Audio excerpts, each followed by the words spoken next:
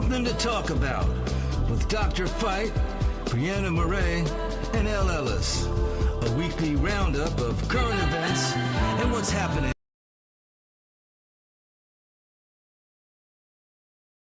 in our world.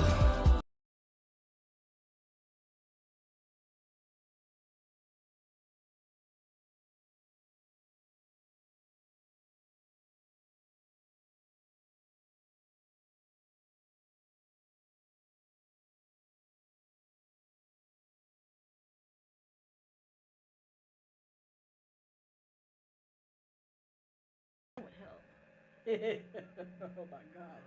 All right, you guys, welcome to Something to Talk About. Hi, I'm Elle. Say hi.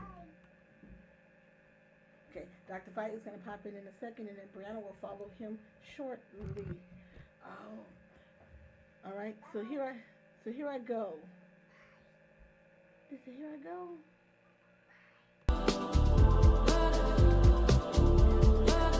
Ever, never, ever, ever,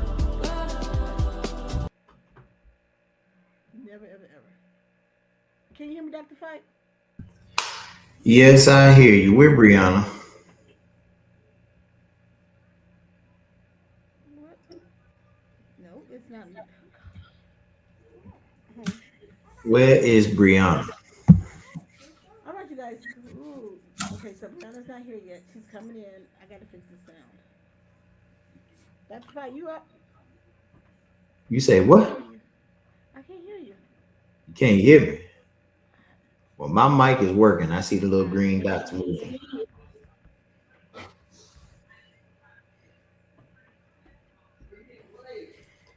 I can't hear you. Hey. Um, just give me a second, because I don't know. So I'm gonna talk because I can't. Brianna has to come and fix this. I cannot. I don't know what it's doing right now. Pause. I have no idea what this is doing. So the mic is muted, and I don't know what else is happening. What else I'm doing? I have no idea what else is happening.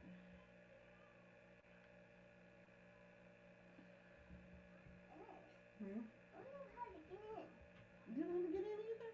I don't either. I have no idea. But anyway, Brianna's coming, so at some point it's going to come up. Okay, no, you can't get in there. Shh. Well, put that back. I have no sound, Brianna Ellis.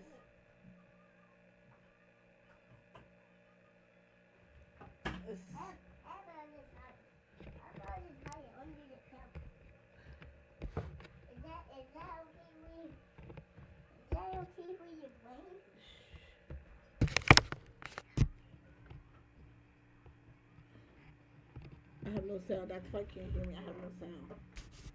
I'm fixing it. I have no idea what it's doing.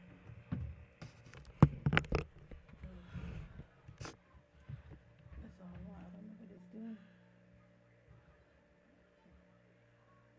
I just unmuted it.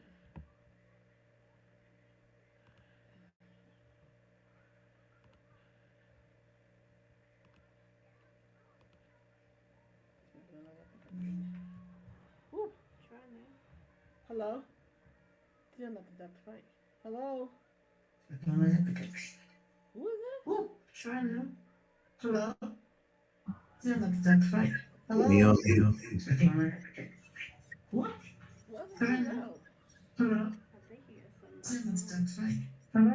Me on. Hello. What? Try now. Hello? Me on.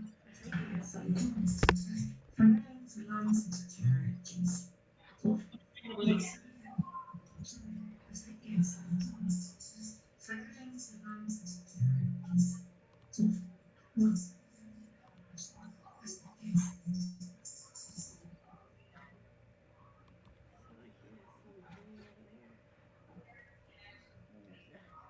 Hello? Okay, I can. Yeah, I'm here. Dr. Fight? Yep. You hear? I'm here. We live. I can't hear you though. Why can't I hear you? I don't know why you can't hear me.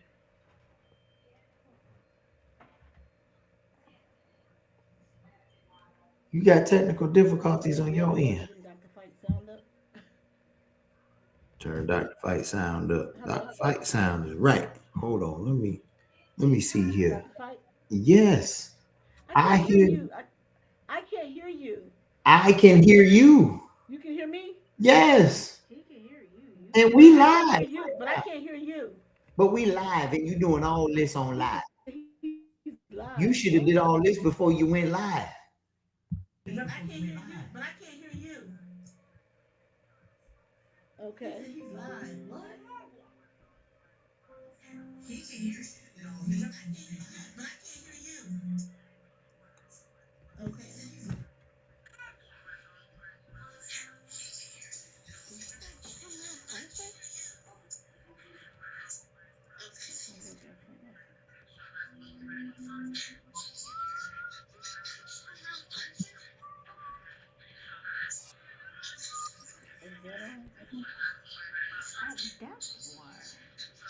All right, y'all might want to fix your technical difficulties.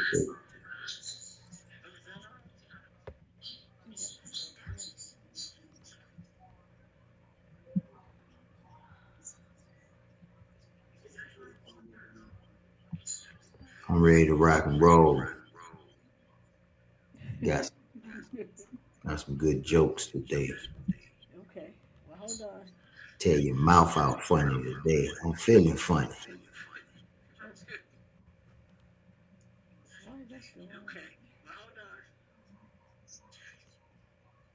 No, I told you about having that on.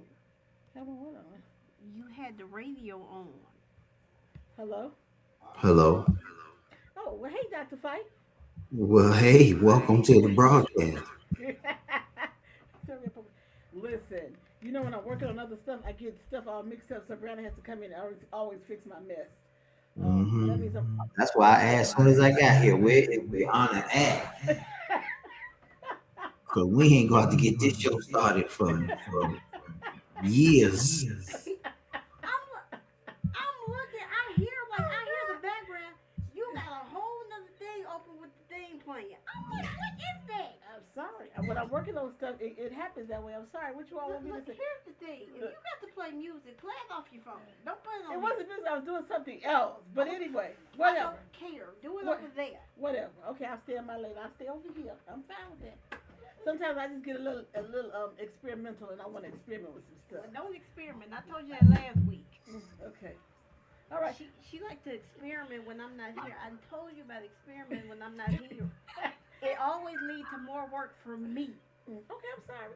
Look, I take ownership of what I do. I have no problem with that. So anyway, welcome to Icebreaker. It is Icebreaker. It is Icebreaker. Yeah, because it's been ice and storms all around the country. Oh yeah, because Dr. Fight, they can't leave. Because that's why he on there, because he in the house, he couldn't go nowhere. Oh, I've been plenty of places. I don't know what you're talking about. Oh, you've been sliding around out there on the ice? No, we ain't got no ice. What did you all get? Man, we got a little dusty. So. Really? That's all y'all got was some little snow? We got a little dusty and some ice up under it, but when that 45 degree weather hit the scene this morning, it all melted away. Oh, I was going to say, because 45 degrees is virtual heat wave around here. We have been at -1, -40, just minus all the way around. And I think we're still at, what, 2 right now? -8. Oh, we're at -8 right now, so okay. Okay, well, it is not -40, so there y'all go. So we were wondering how you all were doing. I said, because down in North Carolina, in Texas, you all slipping and sliding, and ice, and 400,000 people without power. So I was reading, there's been a lot going on around the country. Thank God we didn't lose no power, so that's a good thing. That's a good thing. Dr. Fight, where have you been today with you? Dr. Fight has let me just say this. Happy New Year. Because I ain't seen Dr. Fight since the New Year came in. I wouldn't. It's been long. It's been a minute. It's been a minute. But anyway, it's good to see your face in the new year. It's the same face. I know, but I appreciate that face. I appreciate the face. Well, no You problem. over there like it's below freezing. Well, no, in the studio sometimes it's hot, but I just got my sweater on. It's not anything in particular. I just got my sweater on. I was just trying to be cute today. That's all. That's all. I'm trying to be cute. That's all. I'm just saying it's a little bit. It ain't like it's not helping me, so I appreciate the fact that I have the sweater on here. How we match? I don't know. Go on over there. He'll be matching next to me. Get out. Get away from here. Technically, I was dressed first. No, this is true. So anyway, Dr. White's got some jokes, but let me get into my you know I gotta go to my notes because you know Are you finna annoy us so I'm probably gonna annoy you all a little bit, but it's okay. We way into the new year. We have had 2 murders on the national stage already in the new year, thanks to the Actually, the- 3. 3. What was the third one? It was a black. It was a black guy? that was. I think he was shot on New Year's Eve in California, Oh, okay, you might be right. or it was before New Year's Eve. Anyway, it's been a total of 3. Well, it's gonna be more continuing with the whole ICE situation continuing. But here, before we get started, you got my videos. You gotta work on those. I'm always on the social media. Well, not always, but I'm on. There's a couple of videos that I want to get to sometime today. But in the meantime, let me go here. Note me, please. Note They me. open. Oh, they open. Oh, Your okay. glasses. You don't know what my glasses is. Oh, They're right here somewhere. They're right here somewhere. So anyway, so let's get into it so I can get away from this issue. ICE. It's not only is the ICE outside, but it's these people all around the country who spread the confusion. Now, you know what I didn't realize yesterday? Yesterday was there was a march down in downtown in Chicago. How did we miss that? I don't know, but I'm glad we missed it because there'd be a lot of people. Anyway, our own Brandon Johnson was out there. What's her name? The governor's, the lieutenant governor, Juliana Stratton. She was out there. So, Dr. Fight, give us your insight on all of the stuff that's been going on with ICE. These criminals that's wearing a badge and a gun and spraying mace. So give me your take on all this abuse of power that we're seeing. Y'all should have listened to Kamala Harris. I've been thinking that same song. The woman told y'all you're about to send the military to your street. Now you got vigilantes with badges, and they are out here killing people, arresting people without cause, talking about they got warrants that were denied. This is ridiculous. But y'all got me on the radio in the background. I hear myself in the background. You say you hear something in the background. That better? No, Is that no, better? I don't better. No, it ain't better. Keep talking. Well, I feel it's better, but it ain't perfect. Okay, well, Bradley gonna come up and fix. Keep talking anyway. We'll fix it. Keep talking anyway. Y'all should have listened to Kay Harris. You hear what I'm saying? You hear what I'm saying? Y'all should have listened. I tried to tell y'all, a black woman will save your life. A black woman will save your life. The problem is y'all don't listen. Y'all don't like to value black women the way you're supposed to. At every major point in human history, a black woman has been at the forefront of it. I don't even know why that we won't even listen. My life, if you want to know what Dr. Fight's success in life, my life is predicated and based off a black woman.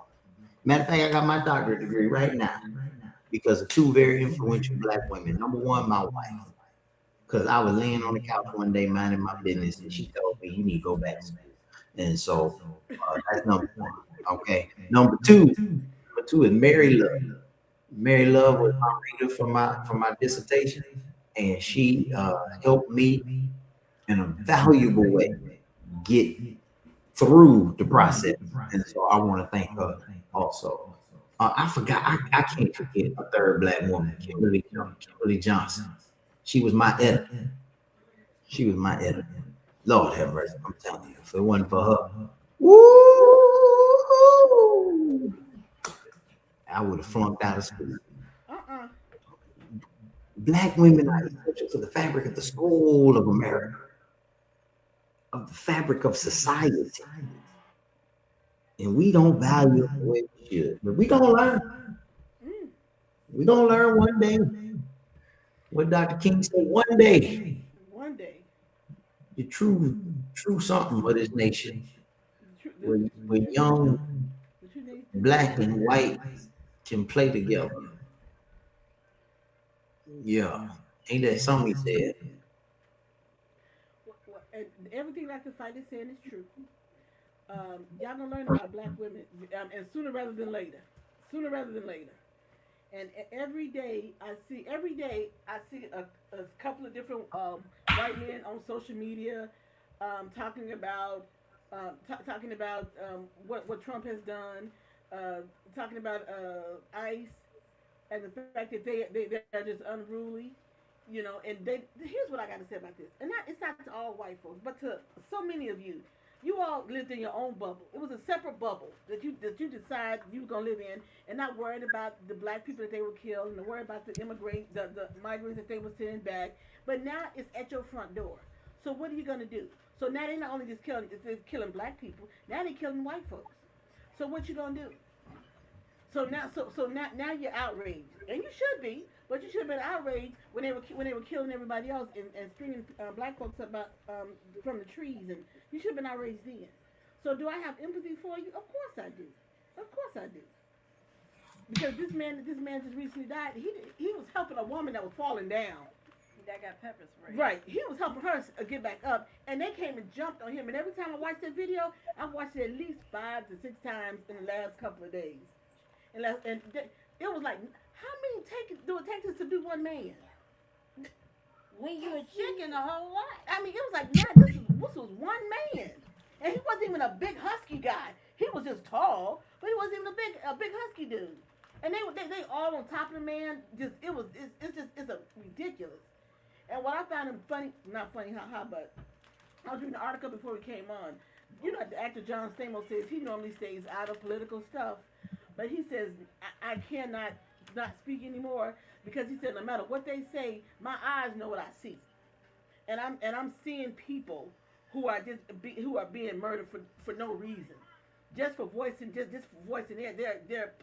right to speak, freedom of speech. So you know when John Stamos started saying something, because he never says anything political. And if you all know who I'm talking about the actor that played in Full House and all of, you know, with the dark hair. He never says anything. So when he comes out and he's starting to speak, it's rough. But the funny part is that they try to change the narrative. They tell us that we didn't see the fact that you all murdered that woman. Good. You all tell us we didn't see that. You want to tell us to say, oh, she was driving toward him. When every video of every angle that we looked at, she was turning her car away from him.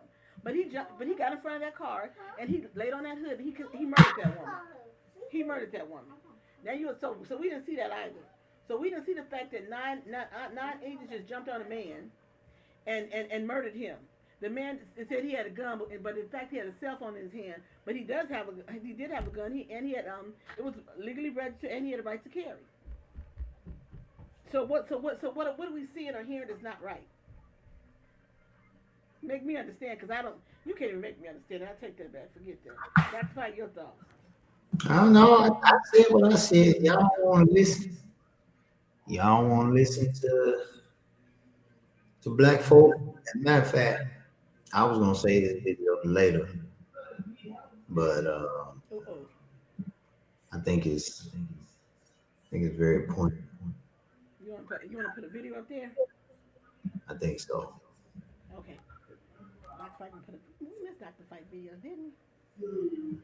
No, we ain't do my Monday motivation. I know. We'll get to it. You want to put your Monday motivation up there now?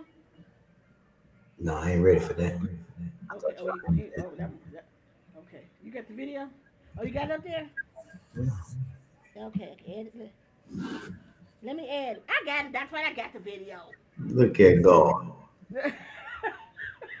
Listen to this. 2 for a second. Listen. About 90 to 95% of the black church in America is objectively, by the standards of scripture, heretical. I love black people, and currently there are not enough black men in America, Christian men, who know enough theology to be able to be qualified to pastor black churches. The black church in America needs to be split up It needs to go and find a good, God-fearing white church with biblically qualified men so that they can hear the real gospel of Jesus Christ and come to saving faith in him.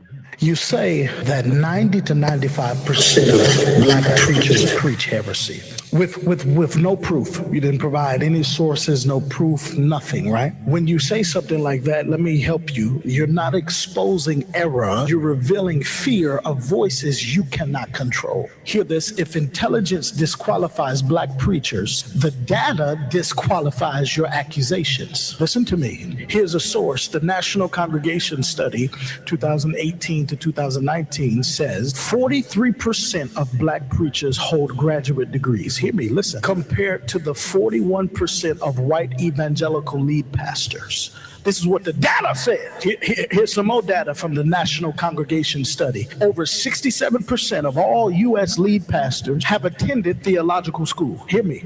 And black pastors, black pastors attended seminary at a comparable or higher rate than white pastors. You bet not say amen. I got one more stat for you, then I'm going to close this sermon. According to the Baptist World Alliance and Associated Reports, the National Baptist Convention, USA, has apparently 7.5 million members in over 30,000 congregations, making it one of the largest predominantly African-American Christian denominations in the United States. If majority of black preachers are preaching heresy, Christianity's global growth would collapse. You said you love us and you want us to be saved, but we can only do that if we're under right leadership. I mean, I can't believe he let something that foul come out of his mouth, walking around smelling like a handful of pennies. You want black gift, but not black authority.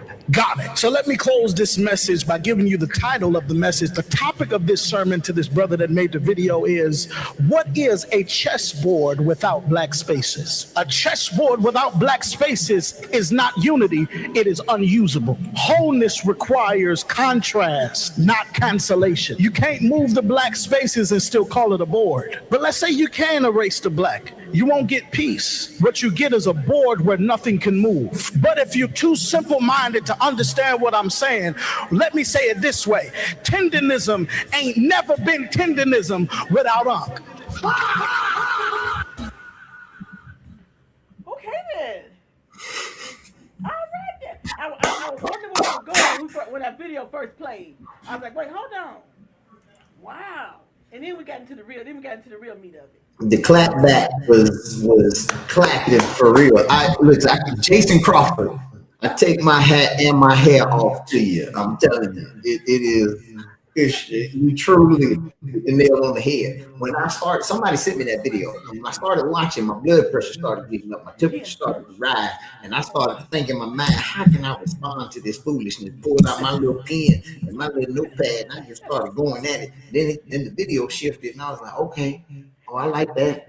All right, keep talking here, brother. That's right. Power to the people. Wakanda forever. We are in this together. You know what I'm saying? I was feeling it. And so I appreciate his clap back because I was ready to clap all by myself. What nerve does he have? Smelling like 3-day-old hot dog water. Sitting here looking and want unkept and want to sit here and say, first of all, black men. Now let's go ahead and just start right there. The gospel of Jesus Christ is not reserved to men by themselves. You came for black men when there is a slew of women that's out here leading folk to Christ, a slew of women that's out here leading ministries and serving the kingdom of Almighty God. But you in your peanut brain of a mind want to sit here and actually think that the ministry is only supposed to be led by a woman. See, that's what's wrong.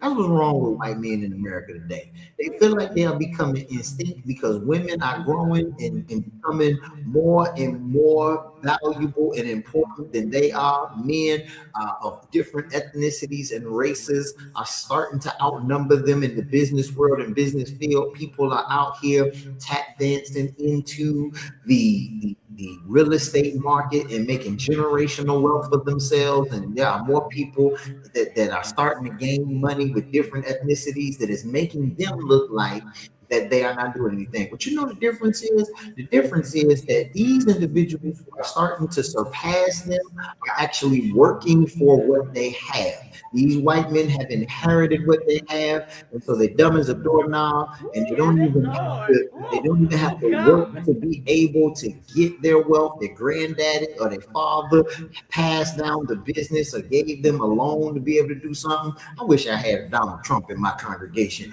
that would know what I'm talking about, because truth of the matter is you wouldn't be where you are if your father and your grandfather wouldn't have been who they were. The work ethic of your foreparents is what you're currently living off of right now. And the only reason why you want to be the president of the United States of America is so that you can open doors for the businesses of your family, so y'all can establish generational wealth. You don't actually want to work for it. You want to politic your way for it. So it's not about the American people. That's why you lock us up and ship us off, and don't even matter if we got documentation or we're born in this country or who we are and the decisions we make about how we live our life. It's about you and those people getting in the way and basically being the modern day Avengers movie where you want to kill off half of the society to try to restart it in your own way to make the white man superior again. Because there is no amendment in the Constitution that gives a white man a right to do anything. Why? Is because they're naturally born with it. They don't have an amendment in the Constitution to give them a right to vote. They're born with it. They don't have an amendment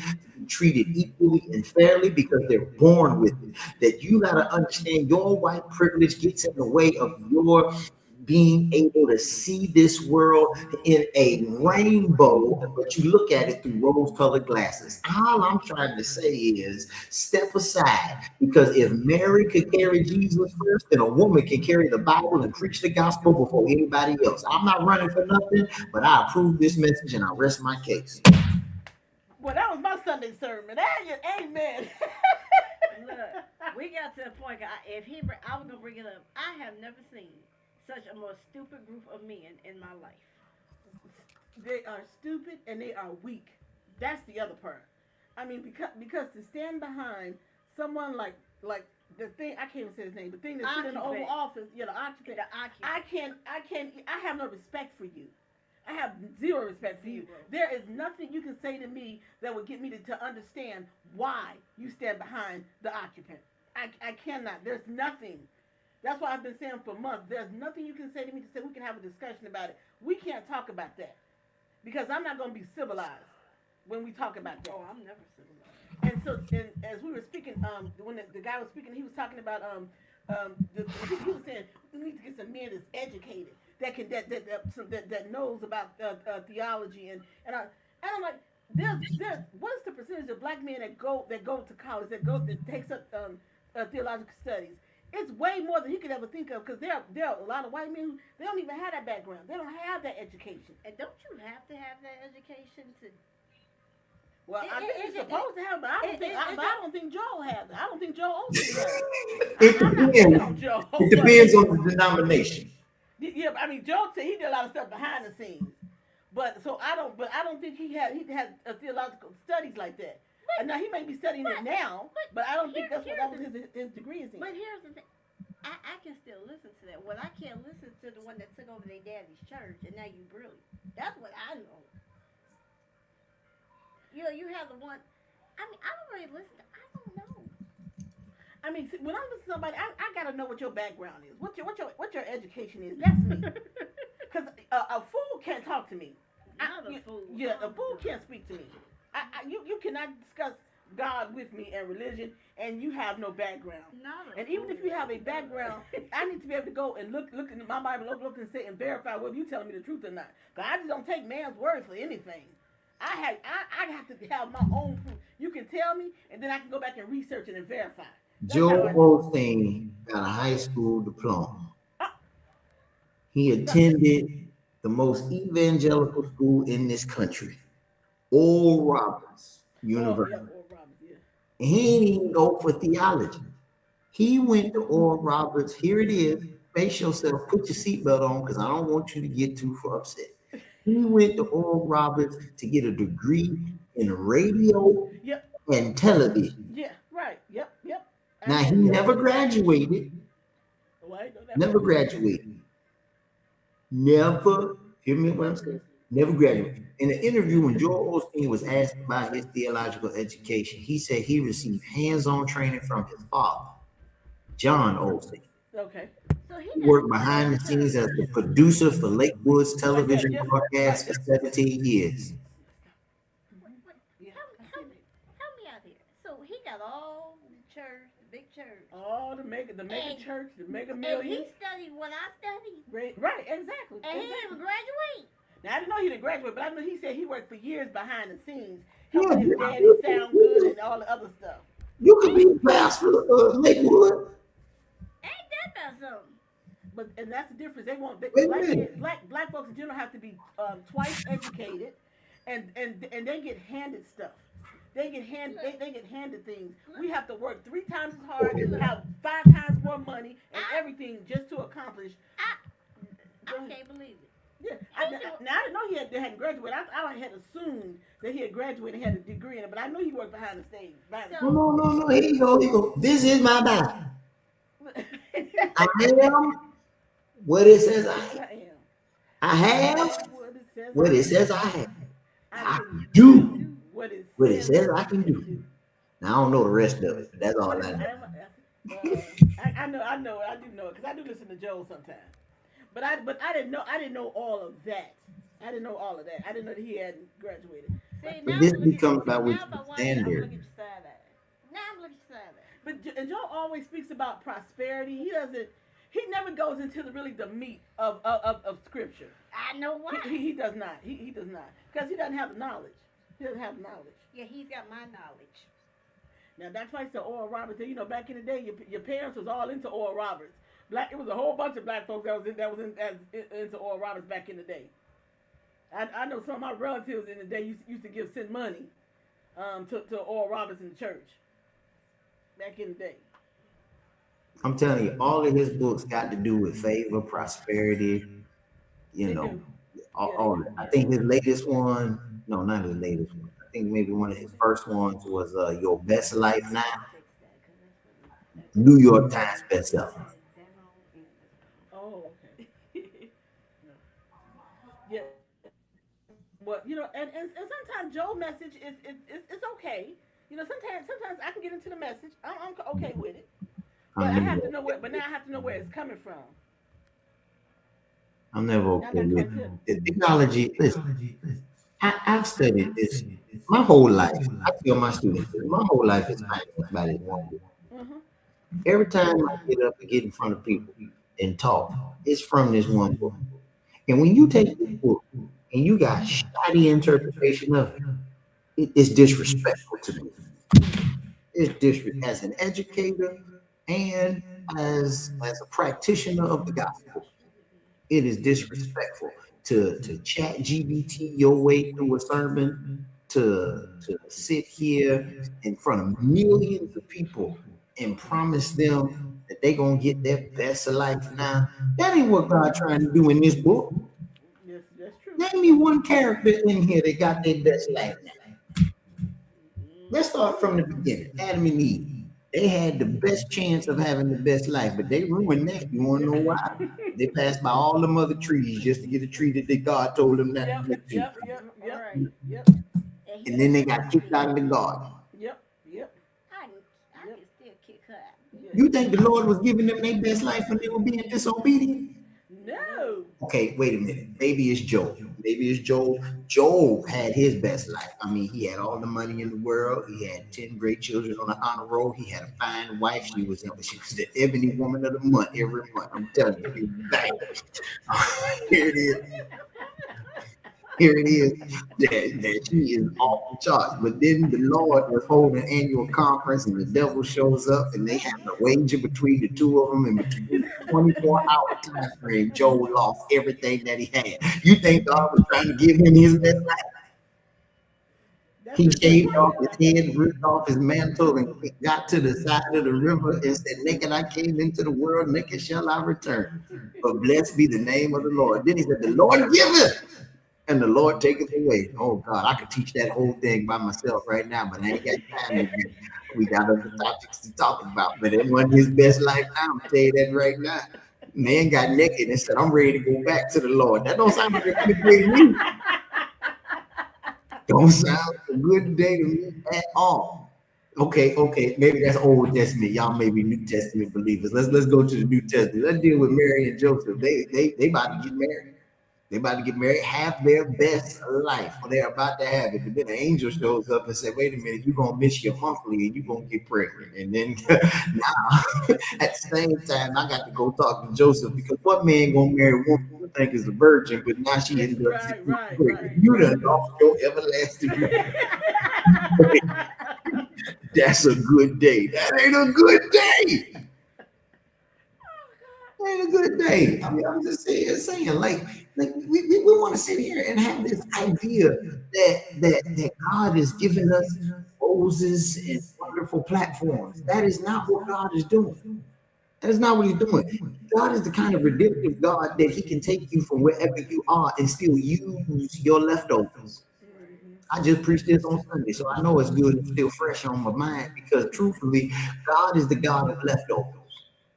As a matter of fact, if you go into John chapter 6, I said John, but the story is in all four gospels. It's the feeding of the 5,000.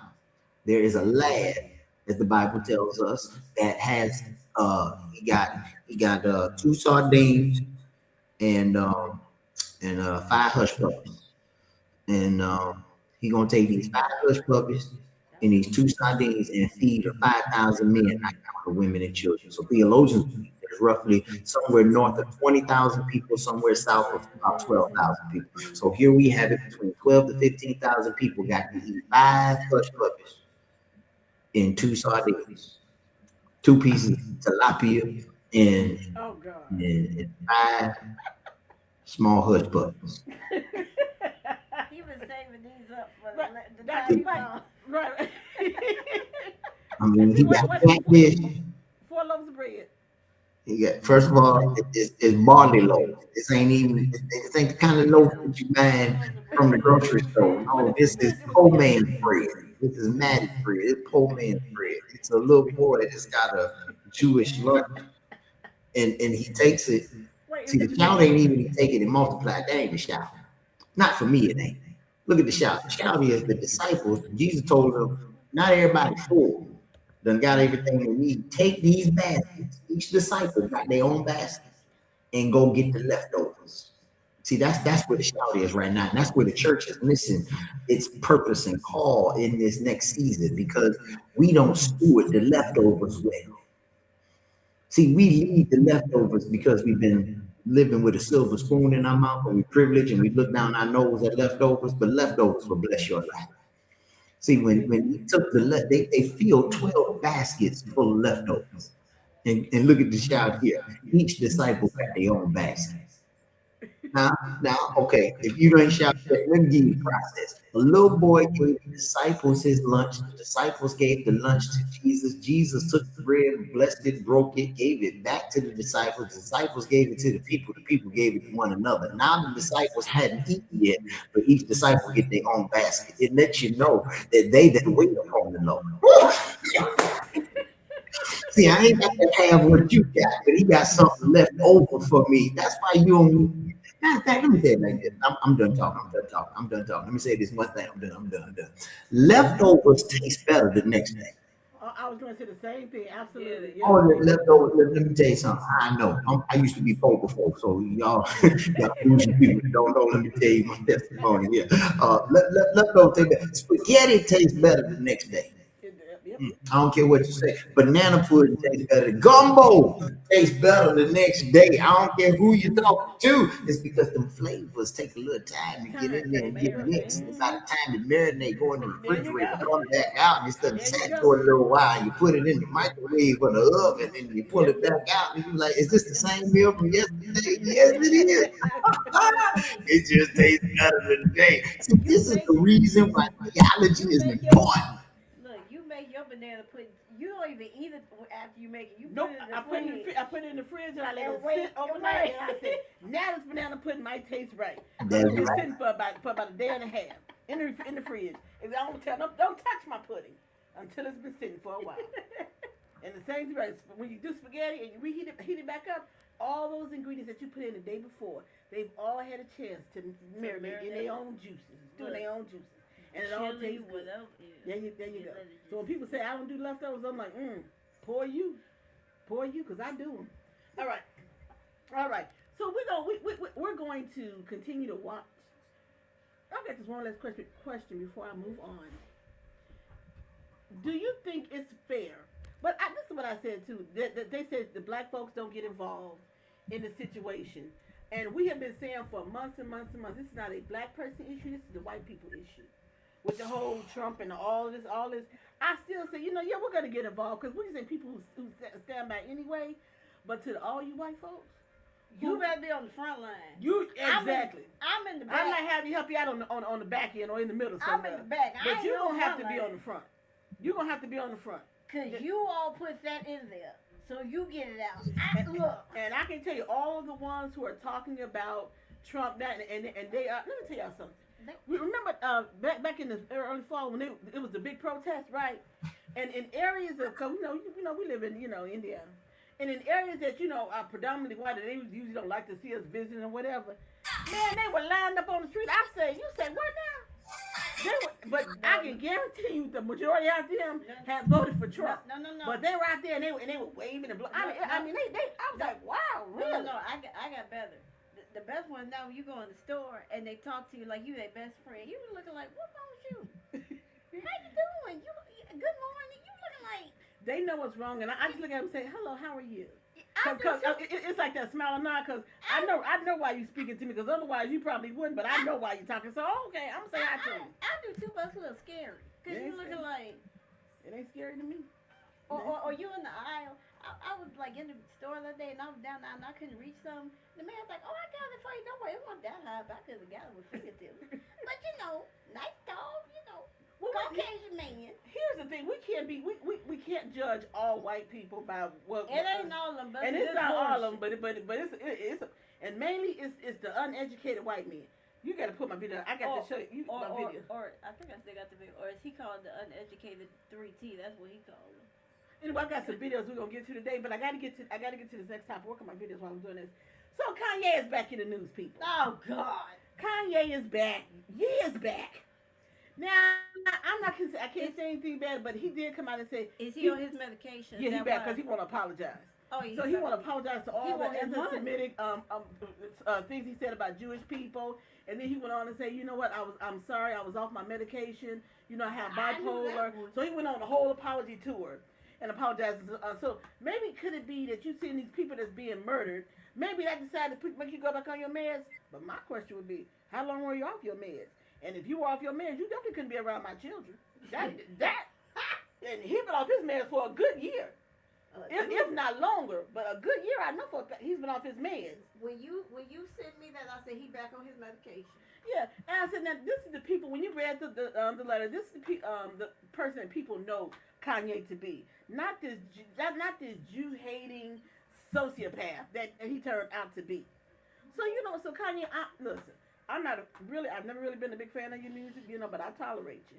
But I'm gonna say, okay, that's the first step in acknowledging negative behavior is when you can apologize and tell the world that you were wrong in your behavior. Now you probably need some money too, because the Jewish people was backing you, so that's probably what it is as well. Sit and check my yeah. So that's the other thing. So the Jewish people had you like you were rolling, with your gym shoes and your wear or whatever. So he was rolling. So I'm gonna accept your apology and stay on your meds for forever, not just for the next 6 months, But when you start to feel better, because that's what happens. When they start feeling a little better, then you start feeling a little bold. And like, I don't need to take my meds. You need to stay on your meds every single day because you are horrible off your medication. You was up there smiling with Trump, being all up being his best friend, co-signing with everything that he's doing. Now he scared him. Well, Kanye did scare Trump. I probably will admit that too. Yeah. Cause I ain't never seen he was looking like this. Yeah. So him. So good for you, Kanye. I'm going to accept it, and you know what? And just keep doing right, because Lord knows your children need you, because they got Kim Kardashian for a mother. So, if you're gonna leave the raising of your children in the hands of Kim Kardashian, they're gonna be a serious problem. So I'm gonna need you to stay focused, stay medicated. Go to the gym, work out, do all what you need to do and to raise your children because they need their daddy. Plus, a couple of them probably gonna have your issues because it's inherited. So you're gonna have to help your children through their situations. All right. Now, what you shaking your head for? Well, I agree with you. Kanye, listen, first of all, if you get, let the world know, if you get with anybody that's affiliated with a Kardashian, just go ahead and say you don't care about life. Wow. Just go ahead and say, I mean, think about this. Think about this logically. Think about this like. Think of all the men that had them a Kardashian. Tainted. Think about all of them. Think about Reggie Bush, the only one that survived. Because he got the hell out of Dodge. Reggie got out of there as fast as he could. Reggie. Lamar Odom was an all-star basketball player, a man's man. They found that man overdosed but naked in a brothel after spent $70,000 on some cocaine. You really telling me that man smoked that much blow? He was trying to medicate something with a Kardashian. Okay, nobody. And Paul Bruce just turned into a woman. That man was a triathlon athlete, gold medalist. Yep. Now he's Shirley. Like, I mean, this is crazy. This is crazy. The man wear high heels and lipstick now. But I didn't even know they sold high heels in size 14. You know what I mean? Like, this is ridiculous. So now he got to have his shoes specially made. He got to have his high heels specially made. Okay. Yeah. I will say today they have some what we call tainted twat. You tainted. It's tainted, girl. It's tainted. It's tainted. Try poison. Yeah. And poor Kanye. Kanye was taking his medication, making his music, doing great. Then he got with Kim. Kanye was one of the most brilliant producers and rappers of our time. Mm-hmm. That man, two important events happened in that man's life. He lost his mama. Because after that, he came out with the worst album I have ever heard of a Kanye, with Death of Petey Pop. What was his name? What was the name of that album? Oh man, Death of Pablo. Death of Pablo was that. That must have been back because I ain't never heard of that one. That album was awful. It was trash from start to finish. He ain't had not one hit on that album at all. Not mine. It was horrible. The record was trash. But now I hear he got a new record out. Wait. Okay, so is that the reason for the apology tour? Because every time he ready to release something, he come out with the whole apology, and then people listen to it. Then he go back off his meds. Yeah, The Life of Pablo is what it was called. I had to look it up. Okay, now that sounds familiar to The Life of Pablo. That album was awful. Hot dog. Alley, which was a god awful. Or Hot dog. I don't know who told him to just let the album. I remember hearing one song and they came out and said, Kanye, what's new song? I'm like, new song? Well, he just lost his mother, so we're gonna attribute that. I give him credit. I give him credit for that. He did lose his mama, and that was a big order. I feel you. I ain't even judging. Some guy leave my mama leave this planet. Y'all gonna have to send somebody check on me.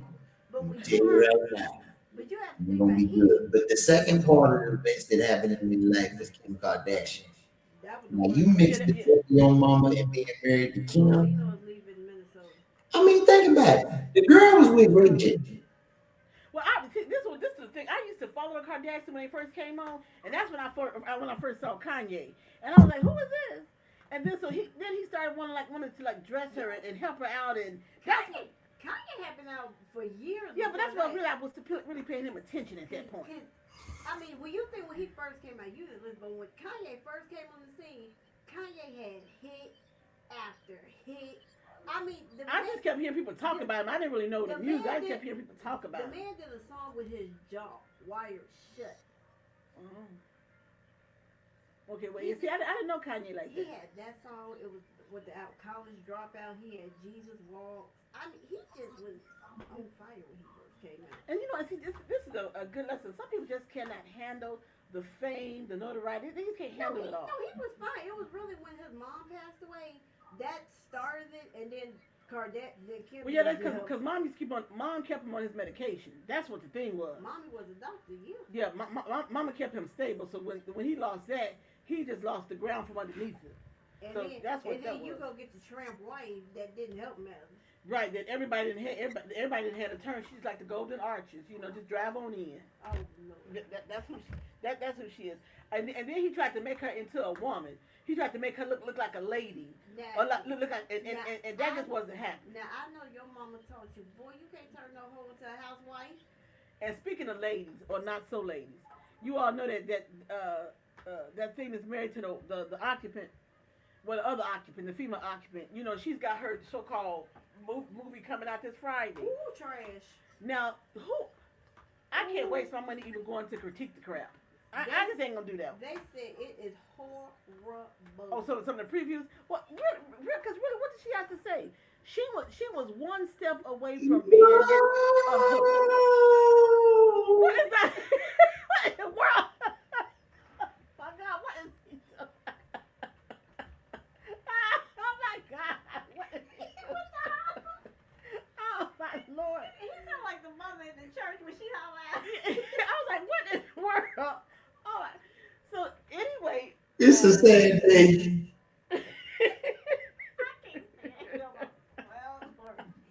Breaking news, ladies. I hate to interrupt your program, What in the world is he doing? but Dame's Chicken and Waffles, as of today, has closed its doors. He talking about some chicken and Waffle House. Hey. What in the world? When I lived in Greensboro, I used to go to lunch about once a week at that. They posted here just a little bit ago, 3 hours ago. It's with very heavy hearts that we share that Dame's Chicken and Waffles Greensboro has closed its doors effective January 26th. This decision was not made easily. Obviously, it wasn't made with me in consultation. I've kept Dame's open for years. You said It is Dames? my fault. Dames, Dames, Dames Chicken and Waffle. They got the greatest honey peach butter you have ever had. They got these things called smears. They're different flavors of butter that you smear over. Woo!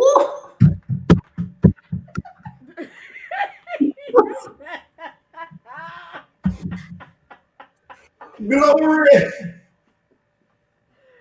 And that's why you need to be there talking about some peach honey butter. That's exactly why you Now need to you be know up who in he there. sound like when he holler. Remember Oh, when yes. Doc would holler? Rosha Mama Bulls. Hey! Doc would come up. When you think about Dame's food, you just think a black woman is back there with the meat under her arms right here. It's cooking real nice. I'm here to tell you. She back there. Well, I wonder what they doing with all the recipes. Matter of fact, they need to go on and bring one of them to Charlotte. Matter of fact, I got a location. I saw a little for sale or for rent sign right out here. One of these buildings out here. They need to come put one up here.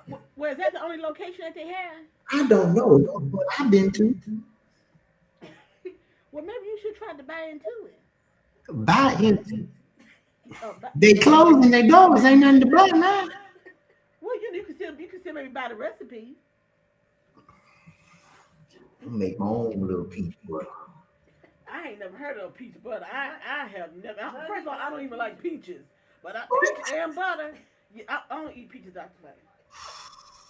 I don't eat peaches. Anybody in my family tell you I don't eat peaches. Let me tell you something. Never mind, I ain't gonna say that. I can't even get my mind. I can't even get my mind to the whole peach and butter. He holler so Right? He said, "How?" I said, "What is happening here?" He said, "Lord." My wife just texted me that. She know I'm on the radio. He like the world was about to end. It has. I'm in mourning. I need a few days. Like, how many days? Man, if I call my supervisor, how many days I get? I'm in mourning. Oh. I'm in mourning. I'm trying to be understanding, but it's really hard. I'm not. It's not working for me. I'm trying. What do you mean? You didn't need that peach butter anyway. You didn't need it in the first place. Look how you The last 34 propaganda and stories you did. What you made? He gave you that side out like he gonna live through the screen. What you talking about? Listen, there's been some men in your life you didn't, but ain't nobody stop you from going down that road. So leave me alone with these dames, okay? Okay, I'm gonna leave you alone. He said it was a man you ain't need. I'm gonna leave him alone and go let him have that moment. Can't have it no more because they gone now. Doors been closed. What's we gonna do? They didn't even give you no advance warning. They told you all the day that they closed. The day. Because they didn't They want done took our money today and then closed the doors at the end of the day. Yeah, they were playing that. They said they don't want to tell anybody because they didn't, they don't want people to come in and say what happened, why you all closing. They don't want all of that. They just like, just let us close and go on about our business. Hey, look, Okay, you got my videos ready? Definitely. Okay. So, Dr. It'd be okay. Find your new spot. I know you got a couple spots anyway. So. Hey, mind your business, okay? I know you do. So Don't worry about what I eat. You that understand? is one. Look, stop. He give you the dirty looks. Leave him alone. I feel sorry for him, but because he's tripping. I'm gonna need him to stop tripping though. Let it go. Take a deep breath. Be all right. You didn't need that. Or the people they probably had worked so hard at the restaurant, they said it's time for me to relax now. Time for us to retire. So there you go. Oh wait, all these okay, these like Brianna has like several of my videos that I try to find new videos for the week for us to enjoy or to talk about. These were my 3 top favorites. I think my 3 top favorites or 4. Do it. It don't matter which order. Right? Okay. Well, who you got coming up first? I got them all. I don't remember which video was who. Okay. You want the man right here? This the older man. Yeah, this one's funny right here. Okay. Yeah, this one. Let's go. I told you this shows how the white folks get so upset about certain Told Switzerland the other day that if it wasn't for us, they'd all be speaking German. He's right. And they do. Because the Swiss have been speaking German for about 1,000 fucking years. You dumb fuck. You fucking moron. You're embarrassment. You're like a fucking... Oh my God, who lets them get up there and say this shit? This is fucking embarrassing. It's an embarrassment to our fucking country. It's such an embarrassment to have that fucking orange bloated sack of shit, pedophile, rapist, racist con man, fucking fraud, up there saying this. You'd all be speaking German if it wasn't for... Yeah, they do, you stupid fuck. They've been speaking it for 1,000 fucking years.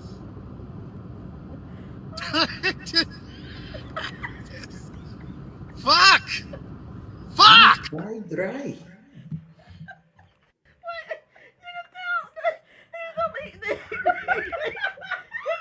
so embarrassed.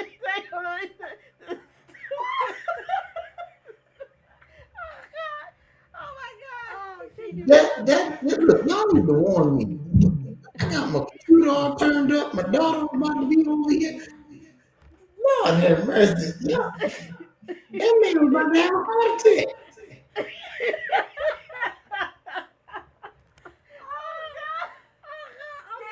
Laughing like he crazy. Yeah, because he said he's such an embarrassment. This is why he said. This is why. These are the ones like, oh my God, because this is what we've been saying now for years. It's like, oh, just a constant embarrassment. He said, you stupid. My side hurt. Oh my God. Oh, I mean, the man ain't lying. He need to calm down a little bit. Who needs to calm down, Dr. Mike? The man in the video. Oh, because he's like it's a daily embarrassment, and then he said that they let him get up on stage and say that stupid shit. No, that is stupid anyway. But Yeah. But video of him up there.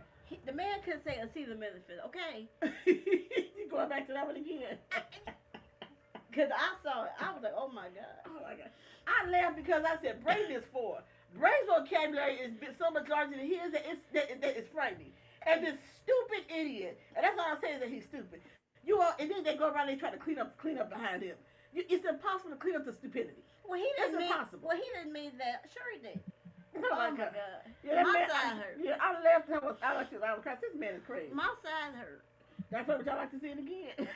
No. Good Lord, have mercy. Yeah, because the first he was like so calm, and then all of a sudden he was like, "You stupid." There's the part that got me. Ow! Wait. Then he had the whole floor of the moment. Like, okay. Oh God. Oh my God. Look, Okay. look, I'm gonna be like Dr. Fay. You got to warn people next time. Because I watched. I said, "This is." I said, "Wait, hold on," because then I had to go back and replay. I was supposed to be good for Monday show. Okay. I got to say that to Miracle. Miracle died last when she see Okay. that. Yeah, that. Yeah. Lord have mercy. Ooh. Okay, let's go. I So this think is I- video number 2. This is the whole video segment. Then I get to start the fight part. Oh, Let's Lord go. have mercy. Oh my God. Me, you got to warn people. In I'm sorry, but it's good. Yeah, you got to warn me. My heart was ready for all of that. And plus, what was wrong with his neck? He had all them band-aids on his neck. I think that was tattoos. I think. No, that was a band. Was it bad? Well, he might have gotten into a fight with somebody or anything. I don't know. Got to warn people.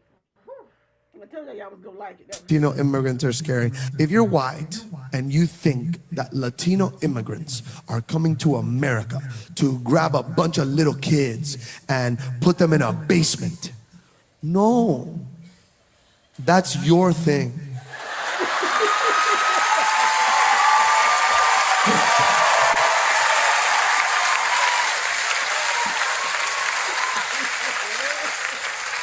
And I know I'm getting really aggressive with white people right now, but I can say it, okay? Because I have a lot of white friends.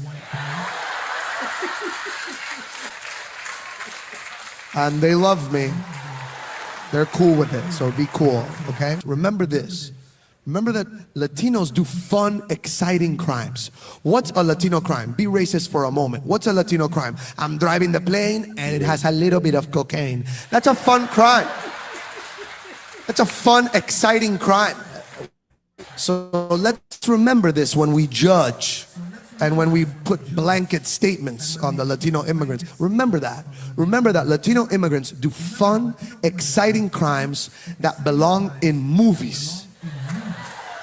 And white people do creepy crimes from documentaries. Miami!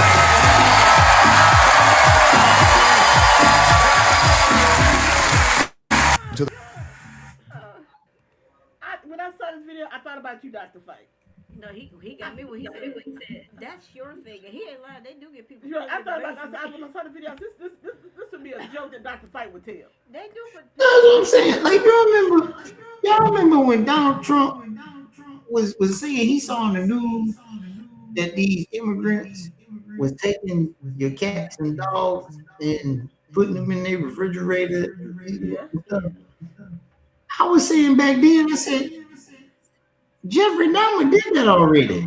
Like, y'all did this. This is y'all kind of thing. Yeah. This is, you know, you don't even have to watch the news. You can just hear it. And you can know what ethnicity is. And you say they white, right? That's not You know what I'm saying? You can turn your back to the news and they say, today on the news, you know, somebody was found cutting up people and putting them in their refrigerator. We would say that white people stuff. Yeah. Like black people, you know, now if you found a bunch of chickens, you know, some cows and something like that, you know, we frying chicken in the backyard. You know what I'm saying? That's our kind of thing. But people, we're not eating limb and liver. We ain't doing that. First of all, we're not gonna take the time to cut up a limb and do all that. We ain't gonna do all that. We ain't gonna do all that. That's just nasty, right? But you know what's funny? As you were talking, but you didn't watch Blackish like that, but I would watch Blackish. So it was an episode where they had like a mass shooting or whatever, but they were sitting in front of the TV and they was trying to figure out, let's see who it is. And so when the person came on the news and said the gunman was a white male, so they went to cheering. and then the girl, she walked in, she's like, 8 people got shot and y'all are cheering. Okay, they was cheering because it was the person that did it. And we do that too. We was like, oh God, please don't let them be black.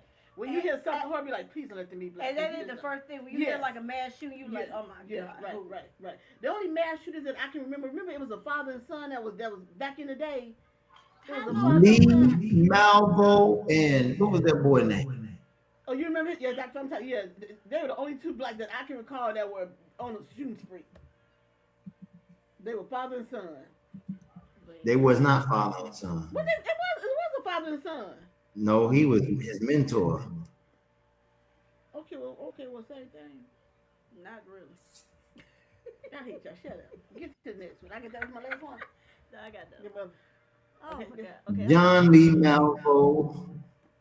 Oh, he was Jamaican. okay, well, He was Jamaican, convicted of mass murder, along with John Allen Muhammad. yeah, but what? Yeah, weren't they? They was in Virginia somewhere, right? I think They was in somebody- DC. The DC sniper attack over a 3-week period in 2002. Malvo was 17 during the span of the shootings, and he's serving multiple life sentences at King Mountain Correction Center, Virginia, at maximum security level 4 prison. Yeah, he ain't never getting out. Yeah, he was a young boy. Yeah, he never getting out. Yeah, they never getting out. Okay, go ahead.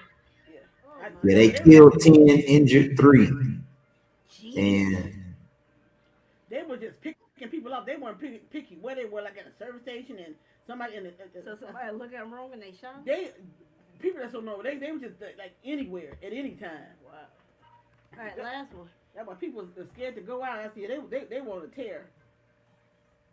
And here's my last video I got for y'all. I have to. She got me. Girls, or at least black girls from Chicago. I hope I don't get canceled for this shit, but bro, it's how little fucks they give. Like, they will troll you to your face. They could care less what you think about it. I ran into this group of girls walking off the elevator this morning, and I got this like all black fit on, kind of edgy, right? So they look at me talking about some, ooh, you a rock star or something, boy? I'm just Jimmy. Shouldn't have said that because they get to, oops, sorry, Jimmy, don't want to bother you, Jimmy, don't want to offend you, Jimmy. Have a good day at work today, Jimmy. You must be a doctor or a lawyer or something, Jimmy. They all beating my ass, and I just got to sit there and take it. I turned straight, proper white boy redneck, like blush as hell. But the whole time, like, I thought this shit was funny, so I wanted to laugh with them, but they had already turned on me, but like, I appreciated it nonetheless. It was kind of beautiful. I don't know if I actually loved it or hated it because I was so embarrassed and ashamed, but like, I just loved them.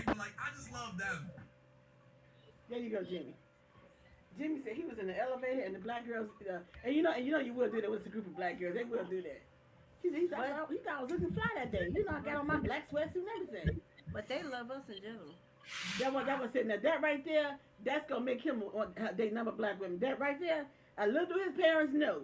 He coming home with some flavor. I'm just telling y'all right now. So parents, don't be shocked. wait, first of all, this video without his commentary it lets you know he coming home. But the boy got a marijuana with some. He had the weed thing. Look, I'm telling you, they love. Boy got a marijuana. You think he coming home with a lily white girl with a marijuana? I think his parents know and have known for years that all he gonna date is Rashida. Okay, that's all he gonna do.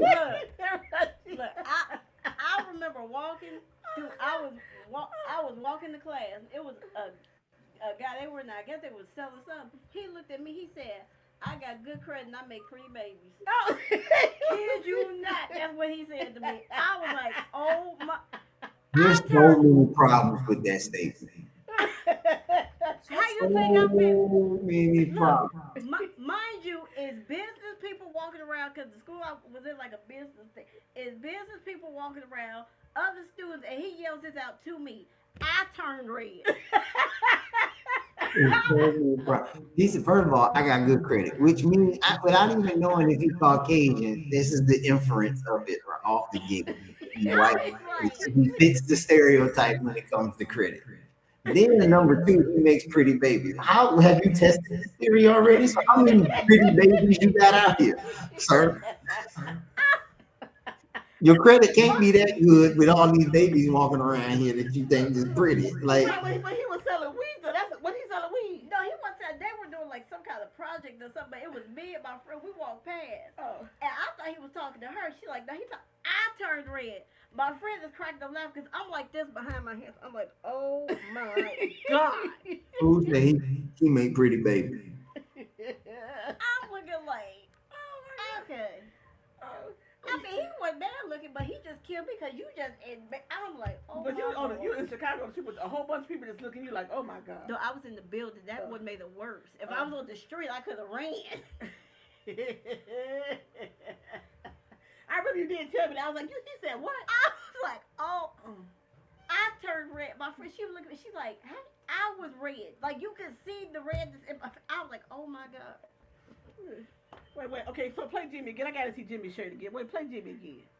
Where's We Jimmy? ain't got to play. We go frame by frame. Where's my Jimmy? Because that's like we see some stuff. No, it's very obvious. You can't miss that. About black girls, or at least black girls from Chicago. I hope I don't get canceled for this shit, but bro, it's how little fucks they give. Like, they will troll you to your face. They could care less what you think about it. I ran into this group of girls walking up the elevator this morning, and I got this like all black fit on, kind of edgy, right? So they look at me talking about some, ooh, you. Marijuana. I didn't even know what that was. I saw I didn't even know. You remember the picture I took years ago with the black hat on? Oh, yeah. That's what that is. I didn't know what that was. That's why I said, oh. And you know what made it bad? Bray found that had to put. I said, I'm gonna take that off. Oh my God. He said they give Mary Jane. Mary Jane. Then this like then the other time I'm in like the I think I was at Target. It was a little boy. He couldn't have been no more than 4.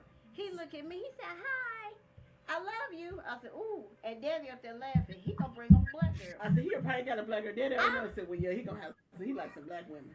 Cause Daddy probably do. Daddy probably got a flavor. He just don't know it yet. Oh my God. All right. Well, there y'all go. There's my end for my trending topic. Oh, there my. y'all go. We gotta go. I know Dr. Fight is savoring up some stuff to catch our. Well, look, we gonna give a tease for sports, but Dr. Fight's New York Giants have a new head coach. Look at it.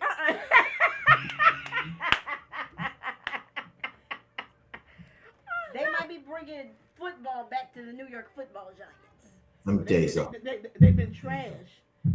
Let me give you. First of all, let me give you a very important stat that I read the other day. In the NFC, there are 32 football teams in the National Football Conference. 31 of them have made the NFC Championship game, except one. In the last 30 years, only one team has not made it to the NFC Championship game. Do you know what team that is? The New York Giants. No. No. We've been a couple of times. Carolina Panthers? No. They went with Cam Newton in the last 30 years. Oh. They've actually been to the Super Bowl twice. Who is it? Oh, Dallas Cowboys. They haven't been since 1995. Oh, I thought it was longer than that. Oh, okay. I thought it was back in 1985, but okay, I'll let you have that one. It has been, every team in the NFC has been to the NFC Championship in the last 30 years. Now, you know when the Chicago Bears surpass you, you know you sorry. Yeah, because the Bears was 2006. You know you sorry. You know you sorry. I had to read that. He said 30 years. I'm like, oh, yeah, the Cowboys. And they proclaim every year at the start of the season they're going into the Super Bowl. I guess if you believe it lasts so long, you keep telling the lie. I guess eventually you'll believe But it. you know what's crazy? So, because we was going to talk about sports, but the Seattle Seahawks beat the Los Angeles Rams, so they made it to the Super Bowl. And DeMarcus Lawrence is on the Seahawks. He spent his first 12 years with the Cowboys. Ew. Went to the Seahawks and now he in the Super Bowl. First Super Bowl. Well, was this not the one who? Well, they wouldn't give him his money, and so they thought they were gonna hold him there without paying him or something. The quarterback, was that the one? No, you talking about Dak Prescott. Oh, okay. That name sounds familiar. Yeah, you talking about Dak Prescott. Dak Prescott take him to the cleaners every year and serve him right. Serve you right. You have to pay overprice for every position because you sit there. They gonna want to play in Dallas. Ask Micah Parsons. He ain't want. He like forget it. Trade me. Okay, that's fine. We're gonna come back to y'all sports. You got your on the couch today. I got. Well, He probably got several. do you want me to do my Monday motivation? Oh, before you sure and go into your thing. Yeah, there you go. There you go. Yeah, because I actually gonna have a question for Dr. Fight because there was a video I saw and he wasn't here for me to answer the question. Okay. Well, go ahead with that. Use Monday. I'll be glad to answer. Look.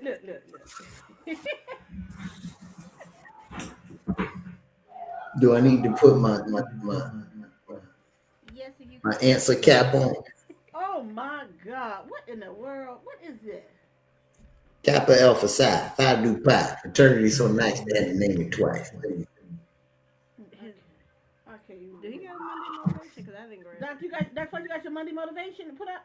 Yeah, it's already up there. Oh, here. Oh, right there. Oh, Brianna can't see. What? You got your glasses on too? Good look. No, I didn't like just. I thought that was it, but it didn't pop up. Oh, it didn't pop up. Great day, ladies and gentlemen. Journey with me to Acts chapter 28, verse number 4. And it declares, and when the barbarians saw the venomous beast hang on his hand, they said amongst themselves, no doubt this man is a murderer, whom though he hath escaped the sea, yet vengeance suffereth not to live. Ladies and gentlemen, this passage of scripture today exposes the people around you. That when you begin to look at this passage in verse number 4, they say he must be a murderer. The only reason why they think he's a murderer is because of the snake that bit his hand. The bite exposes fake people around him, that you have to watch how people respond to your bites in life. After he was bitten, he didn't die. But what they thought was going to kill him showed them that he can still be effective even with venom. You got to understand that some people who would die living under the circumstances that you live with, you are living. You are living to strive on in spite of the bites of life. I know life has bit you and it seemed to hurt, but what is designed to hurt you, God is going to use to elevate you. And all you got to remember is just because you're bit doesn't mean that your hands are still not good to serve. So serve this present age because that's your calling to fulfill. Serve to let other people know that you too can be something great in spite of the bites of life. Let us pray. Dear Lord, when we feel weak, be our strength. When we feel overwhelmed, be our shelter. When we feel like giving up, hold us together. Let us survive this season and rise again. Amen. Hey, listen, I'll see you next week if God says the same. Grace and peace. Hey, man. That probably gave me some good Monday motivation. That was a good one. I tried. The hat is, first of all, is killing me. What is happening? So I'm gonna ask my question. Oh, go ahead. The court. So last week I saw a video. It was a woman. I think it was from like the videos it's like the group, the panel talking. Anyway, she asked the panel, how did she get her husband to recognize her as his wife outside of the house? Oh, I remember this. They've been together for 20 years, married for 15, and he doesn't claim her as his wife outside of the house. And so they asked her, well, does he claim you? Is he cheating on you? She said, oh yeah, he's been cheating on me since day one. Yeah. And so the panel basically did what you did, and they asked her, well, what do you want us to do? like you've accepted everything that he's Yeah. doing. You accept the other women, and now you talk about you want him to claim you as his wife outside of the home. He don't wear his wedding ring, nothing. Say it. Doc, I'm gonna go and let you know. Look, Dr. Face, I'm confused.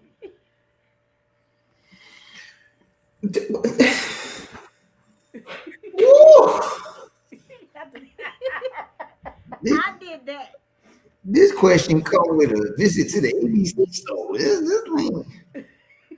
This ain't no just easy question here. You should have told me. I would have poured me a little something to have me a little something. It don't come easy. First of all right, before I crack jokes, because you know they come. They come. Okay? I just want to go ahead and put that disclaimer out there. They come. But before I crack jokes, this is a serious question. So let me give my serious answer first. And y'all know when I'm done with serious when I start cracking jokes, okay? That's how y'all know I'm done with serious. So let me go ahead and restate the problem here. A woman is married to a man who won't recognize her as his wife outside the house. Correct. She's then asked the question about him cheating, and she said, "Oh yeah, we've been cheating for years." Sweetie, that's your answer. Like I don't really even know how to that's your answer. The truth of the matter. The question, she said, "What do I do?" She was basically asking him, how did she get him to recognize her as his wife when they're outside the home? Because he only said that's his wife in the house. Well, see, here's the problem. You can't recognize nobody as your spouse when you sleeping with other people. Well, yeah. Right. See, if you sleeping with about 3 Kims, Latoya, and Tina outside the house, when your wife come outside the house, you can't recognize him from the 3 Kims, Latoya, and Tina. Right. That's a DMX line, by the way. Anyway. You can't. Look, ma'am, I don't know if you're listening to me or not, but let me holler at you real quick. Because the truth of the matter is, you stupid. I hate to be as blunt with that, but you stand in front of a group of people and ask me how to get a cheating man to love you outside the house. If he's sleeping with other people, he don't love you in the house. Yep. No, and then she had nerve. Then she go to nerve. After she tells him that, she said, "Well, I went to God and I tried to pray on it that he gonna give him the answer." God gave you your answer, sweetie. He cheated. Yep. That's what I'm looking at this video, and I almost wanted to throw my phone because I'm like, is she this stupid? Or this desperate? But the thing is, she don't want. You're right. She already had an answer. She don't want to accept the answer. Well, that's what they told her too. She didn't want to. Yeah. She don't want to accept the answer. She they told her at the end. They said apparently you don't want to accept the truth. Yeah. Because I was looking at the video, I'm like, oh my God. But he's been cheating from day one. Even when you all stood up in front and made your vows, he was already cheating. So what? Yeah, you just stupid. That's the word. You just stupid. It's just stupid. That's all I'm saying. But sweetheart, listen, I got a bridge in Brooklyn I want to sell you. I wanna sell you this bridge in San Francisco. Matter of fact, I'll sell it to you for a cool $5,000. I promise you. I'll sell it to you for dirt cheap. Dirt cheap. And I think she would pay. And she would pay for it, right? And Oh yeah, she will pay for it. She will pay. She's the kind of women that you punch her in the face and you say, "No, it's not his fault. I walked into the punch." Oh my God. This is not smart at all. I gotta see if I still had a video. I was in shock. I'm looking like when And you have to ask yourself, did she just make that up, or do she really live that life? Because I can't even imagine a woman can, as beat down as a woman can be. All of that. But you would take all of that. I mean, a woman who's abused to like, I don't know what, eventually to me will wake up and say, you know what, I've had enough of this. They've been married, 17 years? 15. 15 years. They've been together 20. Been together 20 years. This leads me to my topic of the day. Actually, I got a question for y'all. Y'all two attractive single females. Let me ask you a question. Should couples share cell phone passwords? Why y'all quiet? I mean, well, I had this argument with With the lady. with the lady one. I don't have a problem with that because I don't even use a password. I probably shouldn't say that, but I don't even use a You password. probably should. You have a passcode. I do have a passcode to unlock my phone. I mean, here's but my thing. If you don't have anything to hide, if I grab your phone, yeah. That sounds just like a nosy person right there. That's a nosy person. but here's What difference does it make? first of all, when I didn't go through their phone because I ain't had no reason to. It's not my business. I have a passcode on my phone. If you need to log into my phone to look at something or you need to check something because your phone, I have no problem with that. Yeah, I don't, because I ain't got nothing to hide from I nobody. start to have a problem when I say, "Oh, let me see your phone for a minute," because I don't have my phone, and then you get all in your feelings. Right. Once you get in your feelings about, I'm like, well, damn, it's just a phone. I'm not thinking anything about it when I ask to use your phone. But if you get on your feelings, then we've done that, so I'm telling you from experience, and then we've come to actual fights about that. You know, about why you on my phone? Where your phone at? I don't have it right now. Just let me see your phone. It's not a big deal. Right. See, Now, on the same token, my daddy probably had possession issues. Because, now mind you, now when it came to anything we had, like my purse, he had no problem going in your purse. He would go in my purse and then say, "Oh, I grabbed your keys because I need so-and-so." Excuse me. Yeah. But go in his wallet, the whole world would Right, exactly. Yeah. The whole earth was shaking Yeah. like it's been an earthquake. Yeah. He tearing down doors, Yeah. busting through like what? Yeah.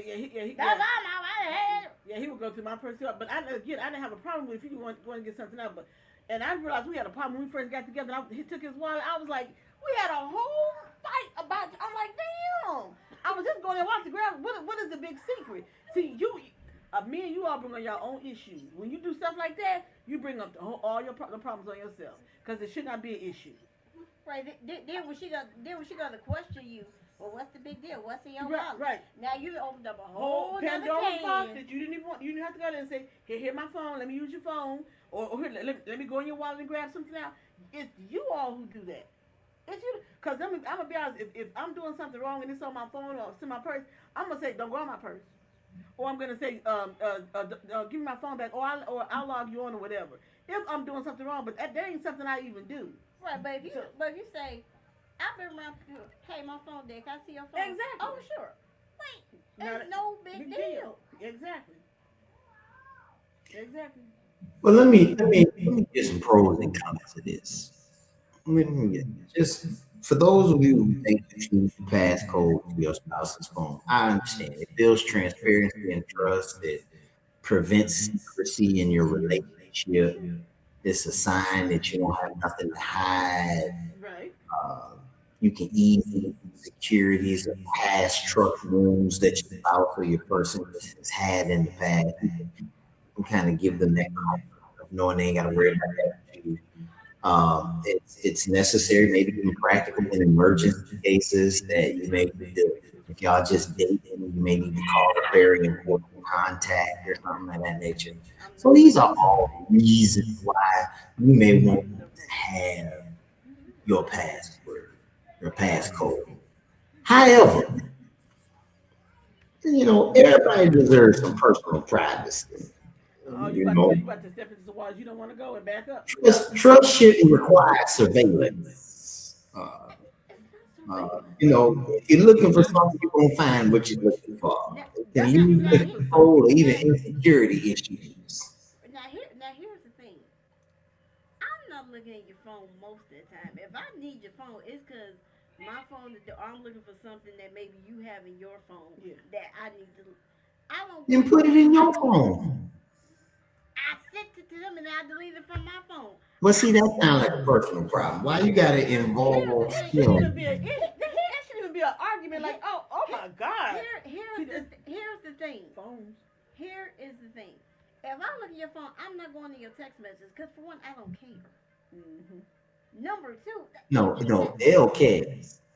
No, I don't care. No, because Well, she might care. No, I because don't. the moment I start going to your phone and looking for something, there's a bigger problem anyway. But on a Right, regular, right, on a but- regular, right, I don't but- go on a regular. but- I'm not grabbing your phone for Right, that. but if I'm going through a phone because maybe you have a phone number Yeah. that I forgot to Yeah. get, then that's one thing, and you're not around to share. I'm like, okay, I got your passcode. I'll just grab them myself. Yeah. And then I put the phone down. But if I'm sitting there scrolling, because I got a reason to scroll. Yeah, I'm not doing that. But I'm not doing that. there could be probably twice that I've actually used some, put the passcode to get access to somebody's phone. I don't do that. Because for one, I don't care. Number two, if I give you the same access to my phone, I expect that access. Do I not? Now, do I need that access all the time? Right. No. But if I need it But and if I need it and I have it, right? that's cool. Yep. Same thing as you. If you need it and I have it, that's fine. And I'm not going to walk around the house with my phone next to Right. me. I'm gonna But- put it down wherever, and then if it rings, you Right. can answer it. Right. Now you have some situations where you got with the man and he cheated on you early, and then you stayed. You cannot they cheat on you early and you cannot handle it. You can't go to their phone every single day Yep. looking for something. Yep. That's not On the cool. off chance that because you're gonna drive yourself crazy and him crazy because you keep looking. And every time the phone ring and he answers You- the phone, right, you wonder wanna who it he's is. talking to, all the stuff like Right. that. Yeah, I ain't got time for all that. Too much energy.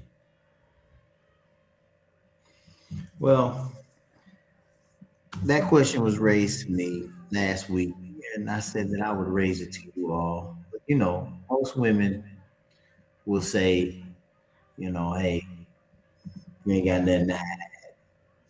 But it ain't about something to hide. It's about, so let me just for me, my wife, first of all, she got my location, as well as my passcode. So I ain't saying this, but for me, I'm in some male chats, and to protect some of my friends, not me, I ain't got nothing to hide, but to protect some of my friends and some of the stuff they text in that group, it is better. And my wife is friends with some of their spouses, so it's better for her not to know some of the stuff that happened in some of these group chats.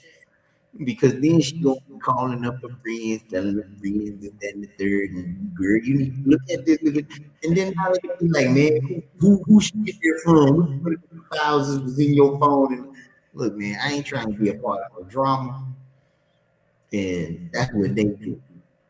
That ain't what I do. Matter of fact, what this look like right here? A Bible. That's right. This my cell phone.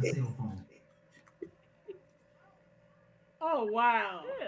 Yeah. Okay. You okay. received it right there. So every time I got it, some folks thinking, oh, he reading his Bible. That's what I want you to think.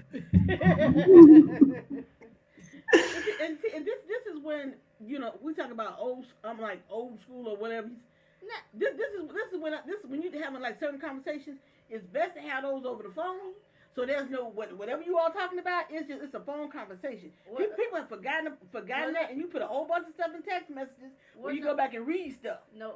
Have a conversation. Here's the thing. You put that stuff on.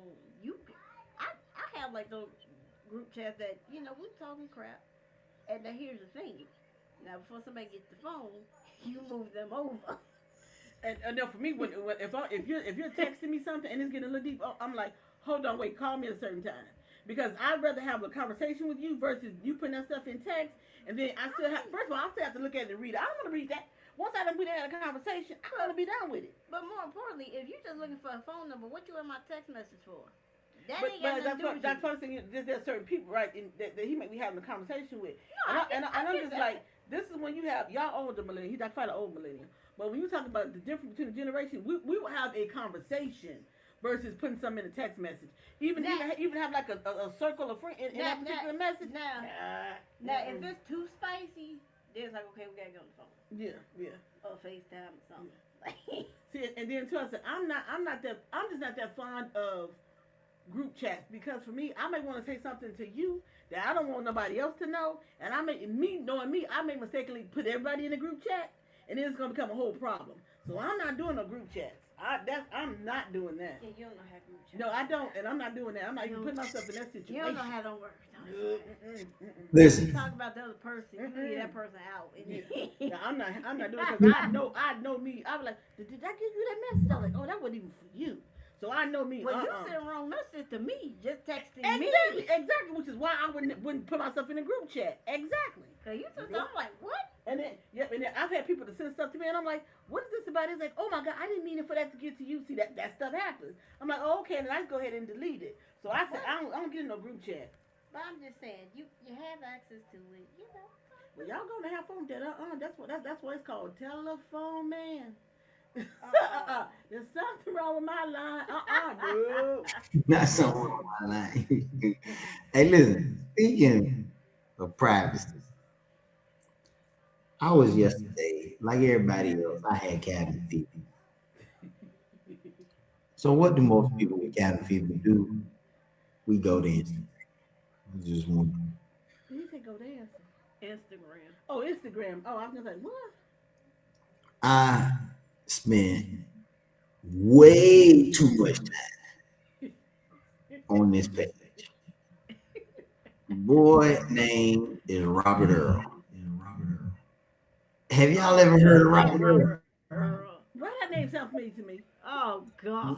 Robert Earl calls his granddaddy Willie Earl. And Willie Earl is by far one of the funniest people on the planet. Yeah. And Robert Earl always does something to get on his nerve. I came across this one video. And when I tell you I cried real tears watching this one video, I said I got to share this with Brianna and Elle. Now listen, unlike y'all, this video comes with a disclaimer.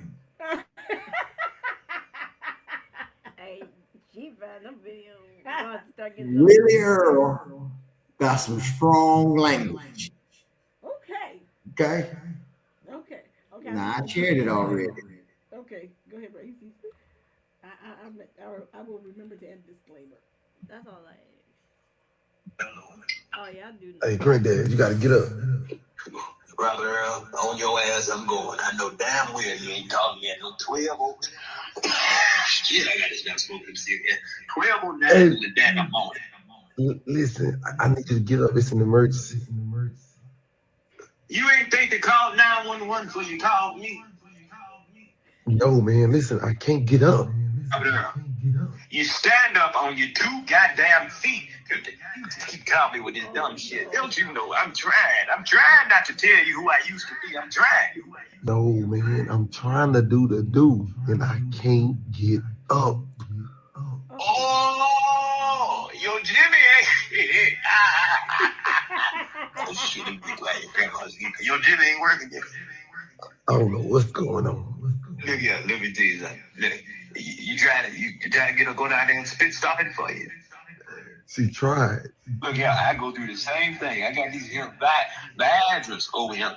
You take 2 or 3 of them was from Hennessy, and I'm telling you, goddamn it, Man, I got about an extra 30 minutes. you think I'm you, man? I'm not old. I'm not taking no Viagra. Nigga, let me tell you something about me. I'm old enough to know better and young enough to try, goddamn it. So you gonna come get these badgers or what? No, I'm not coming over there, man. You old. All right. I'm not old. You old as hell. All right. Grandma, All right. grandma ain't enjoying you.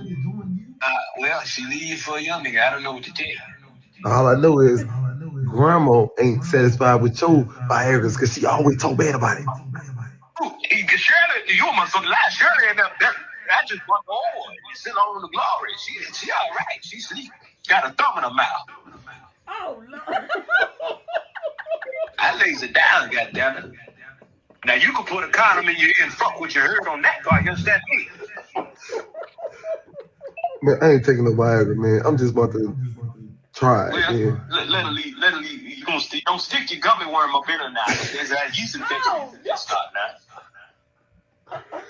All right, man. Good night, man. I I'm leave Viagra on the table, door unlocked. If you come on, get it. If I go back to sleep now. Man, I ain't coming over there. I'm gonna figure it out.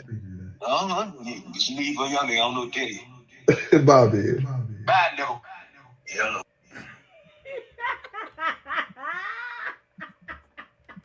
He said Shirley sleep with her thumb in her Come mouth. on, I lays it down. I He lays it said, down. Shirley in there with a thumb in her mouth. But when he said he got the three Viagra and some Hennessy, I said, oh no, Right, he said the Viagra. Oh, God. oh my God. Oh, Lord, I'm listening to that video like 40 times, and I still laugh like it's the first He time. said, "Mom, stick a worm up into something." I don't know. I said, "What?" A gummy A gummy bear. I said, "What You in the don't world?" stick the gummy worm up in there. That's how yeast infections get.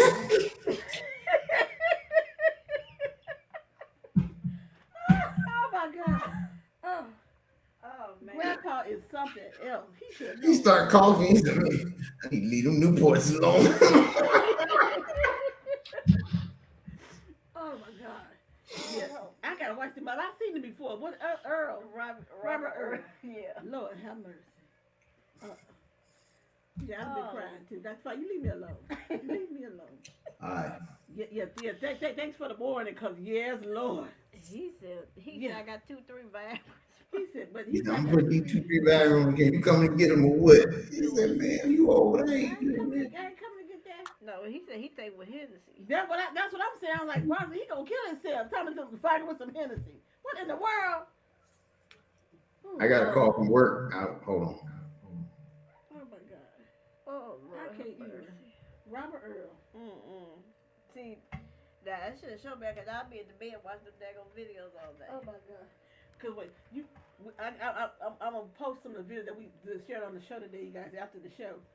I'm gonna share some of those with you. Oh Lord have mercy. I can't. Well, Dr. Fight is on, but Brianna and Dr. Fight is going to start with the so we can get out here for today. They're gonna share the sports rap.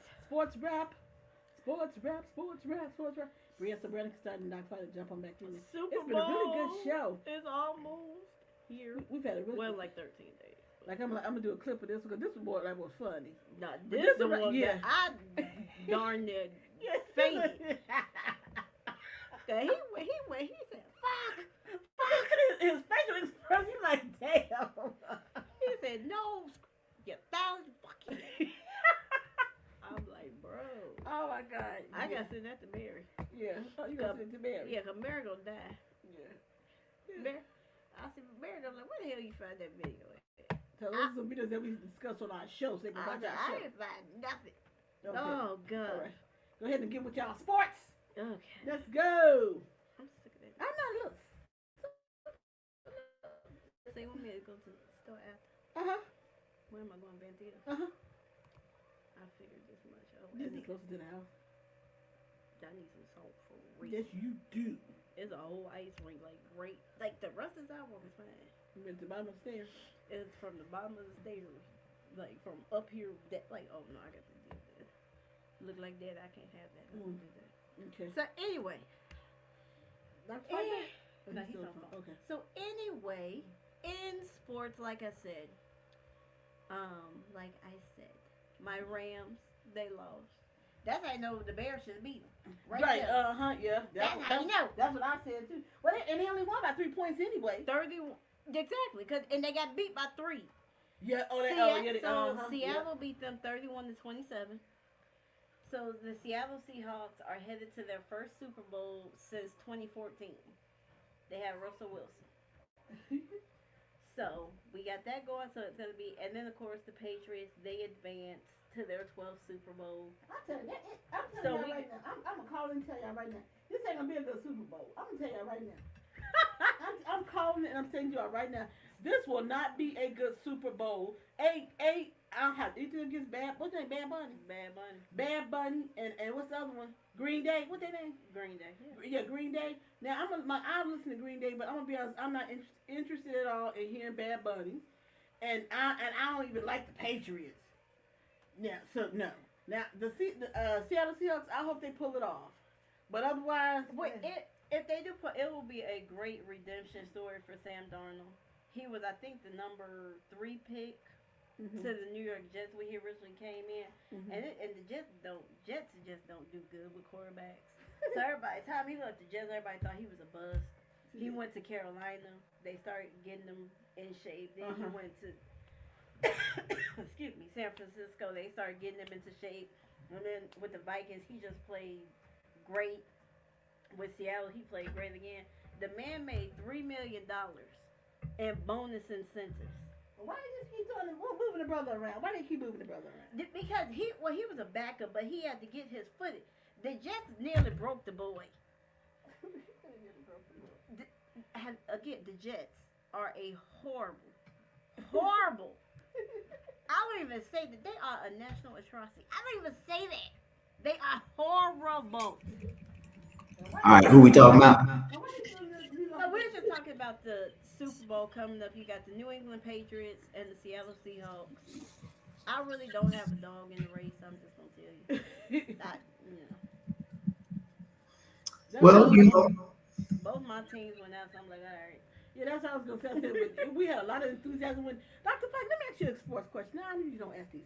What did you think about the Bears? How they look this season? I think they look promising. Do you think they're gonna have a good season? Maybe a better shot getting to the Super Bowl next year? No. He just said no. Here's I I think they gotta give it year 3. I think like year that, but.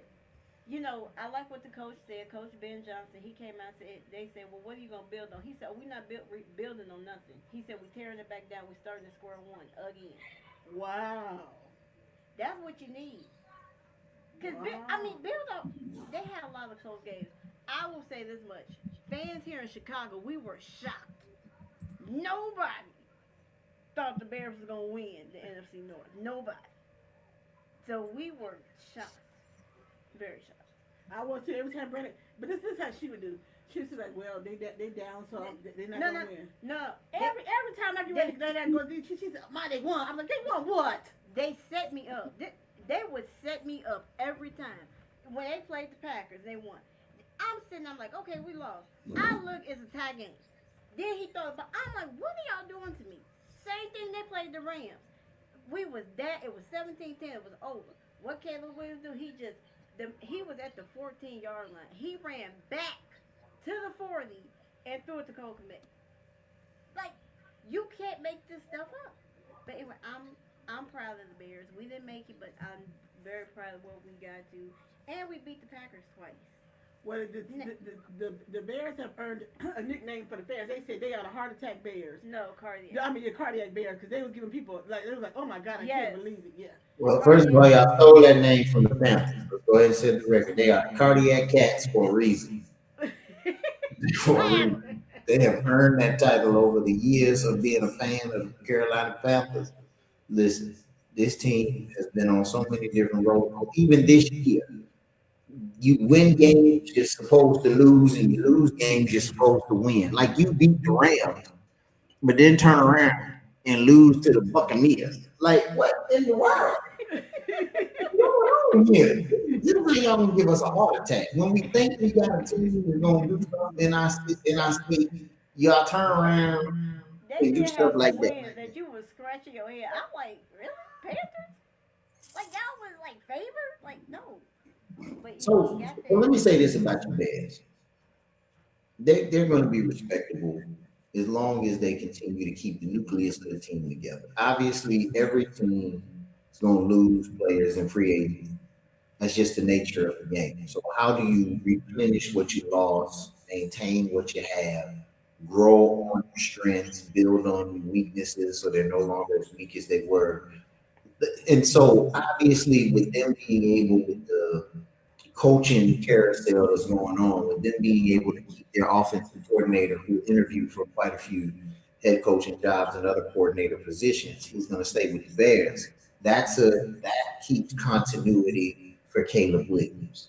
Having an offensive coordinator that he can continue to work with, continue to grow, not make big mistakes as he did in the next season. I mean, he grew a lot this year under this offensive coordinator.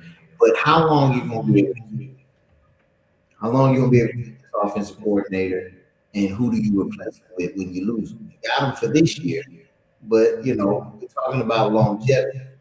And one thing that we're learning about the Kansas City Chiefs is that it's good to new minds into it to do something different. Kansas City Chiefs done had Spagnuolo as the defensive coordinator forever. It's time to do something different. I love Spag. He brought 2 Super Bowls to the Giants as defensive coordinator to the New York Football Giants. And he got him 2 more Super Bowls over there with the Kansas City Chiefs. The man is brilliant. But that defense this year was horrible. It was horrible. I mean, granted, the offense was just as trash in Kansas City. So you can't blame everything on one person. But at the end of the day, like we got to be able, as franchises, understand that you got to create continuity in the building of different people come and go. The minds be able to continue to help. Bill Belichick. Well, I guess we'll get to that. But they were talking about Mike Tomlin. Like, where does he fit in the history of great coaches? And a lot of people are saying, well, he had 19 winning seasons as the Pittsburgh Steelers coach. Well, that's an accomplishment. No other coach in the history of the NFL has done it for that long. Nobody has. And so no losing seasons in 19 seasons, like that's impeccable. I mean, he only got 1 Super Bowl to show for it in 19 seasons, but But here's the thing. He pretty much knew he was gonna be on his way out the door, so he's like, I'm gonna step down for they try to kick me out.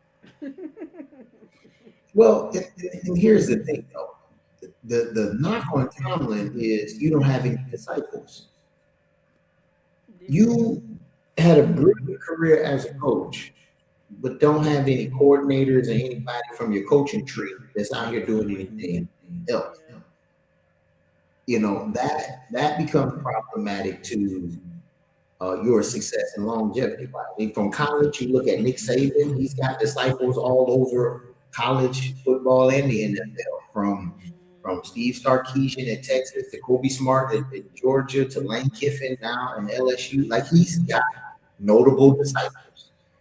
When you look at Bill Belichick, he's got, Brian Daboll and all kind of others, Brian Bowles, all of these other individuals who are all spread across the NFL right now and college football as coordinators. Like the greatness of the coach is now propelled by the success of your disciple. I mean, And so Mike Tomlin doesn't have that. I mean, when you look at Kyle Shanahan, Sean McVay, All of them from the Belichick coaching tree. Well, look, how do you think? So do you think your Giants will finally have continuity now that they got a head coach? Well, I think what we have in a John Harbaugh is we have somebody that is a developer of talent. One of the problems we had good head coach. I'm not knocking any of the head coaches we've had. I ain't gonna go there. But the issue with us is we haven't developed talent. Continuity in the locker room has been horrible. What we've lost in Tom Coughlin when he was our coach, and we won 2 Super Bowls with him in the early 2000s, and even in what was our last Super Bowl? 2012, something like that. So that was Tom Coughlin's last Super Bowl with us. He ran a tight ship in that locker room, and without a player that's a leader to stand up and keep people together, the coach is called upon to get these grown men ready to play every week. And we haven't had a coach like that. We've had a coach who was good X's and O's, a good coordinator, but not a good coach. That's what I love about Tom Coughlin. He called men to men. He walked into a locker room, and every man in that room was willing to die for that coach, for him. He was a father to many of those guys. He was a mentor to a lot of them. And he was able to do a lot. So I think it's very disrespectful for the Pittsburgh Steelers organization to follow up the legacy of a Mike Tomlin with a Mike McCarthy. That to me is disrespectful. And when you think about the level of coaches that they've had, they would hire young and they coaches stay forever until they're ready to leave. I mean, they had Chuck Noll. He was there for 23 years. Then you went from him to Bill Cowher for 15 years. And then you went to Mike Tomlin for 19 years. And what? I think they looked for their first head coach in 54 years. Wow. Now, But I'm like Mike McCarthy. Like, now let's go ahead and keep a book here. Aaron Rodgers is your quarterback. Mike McCarthy coach for the Green Bay Packers for 13 seasons. Won a Super Bowl. What is different than Mike Tomlin? And he left Green Bay because he fell out with Aaron Rodgers. Right. And you bring Him to Pittsburgh? when your starting quarterback is the same quarterback that he fell out with at a previous. And then the part that gets me, then the owner came out and was like, "Well, we don't want to go in the full rebuild. I'm like, "You need to go in the full rebuild." Your quarterback is 97 years old. Oh God. But yeah, Oh my God. he 42. Yeah, he old. Yeah. Hey, hold up. First of all, 42 ain't that old. I'm By football by standards. football standards, and everybody's trying to do like Tom Brady did and stay in the game for a long time. You know, go sit them bones down somewhere now. Go sit them down. And he got to put together back Achilles. Cause he rushes towards Achilles. See, the NFL softer now. You can do that. Yeah, because you can't touch the quarterback. That's right. When you had Lawrence Taylor coming That on, ain't no fun if you can't sack the quarterback anymore. Randy Lott. You can't hit him at the knee. You just can't. That hit ain't him. no fun. That is no fun. But I'm just saying, Pittsburgh always went with the young talent that nobody really knew. You ain't got Mike McCarthy. No. And then, Well, hell, if you can't hit him, they might as well stay in the game. okay, If you can't hit him, then. okay, help me out here. What are the Atlanta Falcons doing? You got rid of the GM, Raheem Morris. You bring in Matt Ryan, and your supposedly sexy hire is Kevin Stefanski, that lost more than Raheem Morris did. What are we doing? I don't get it. So your solution to hiring, you fire a black man, and your solution is to fire a white man who lost more games than the coach you had. Right. Like, make any sense. The coach they had was 16 and 18. He finished the season on a 4-game winning streak. And you go with Kevin Stefanski that was 8 and 26 the last 2 years. Ooh. And literally tried to ruin Shador's career before he even got started. And now Shador is a Pro Bowler. Yeah. Because Drake May was a Pro Bowler, but they're in the Super Bowl, so now Shador got to the Pro Bowl. Well, this what happened. Well, they're gonna get their just desserts anyway. When he started coaching, they're gonna have a horrible season and all the stuff he tried to do to Shador, all that stuff. So Baker Mayfield already warned him. Because I forgot he came to Cleveland when Baker Mayfield was still there. So Baker Mayfield went on Twitter and was like, "Oh yeah, you couldn't call me or text me when I got shipped out of Cleveland like a piece of garbage, but it's okay. I'm gonna see you twice a year, coach. Let's go." I'm like, "Oh snap." Kevin Stefanski ain't gonna make it in Atlanta. No, because the second they start losing, that ain't pretty. It ain't even about wins and losses. You not made for Atlanta. This is hot Atlanta. And he lily white at Dr. This is one of the most black fan bases in all of the NFL. Dr. Fike said Highlander. I said, you mean Black Atlanta? No, Hotlander. What I'm telling you, this is like Deion Sanders headquarters outside of Texas. Yeah. And you bring in, you can't be smart. That's what we've already established that. We've already established that they ain't smart. Because when I saw it, I thought it was a joke. I said, Kevin Stefanski to Atlanta? You should have went to the Raiders anywhere, but no.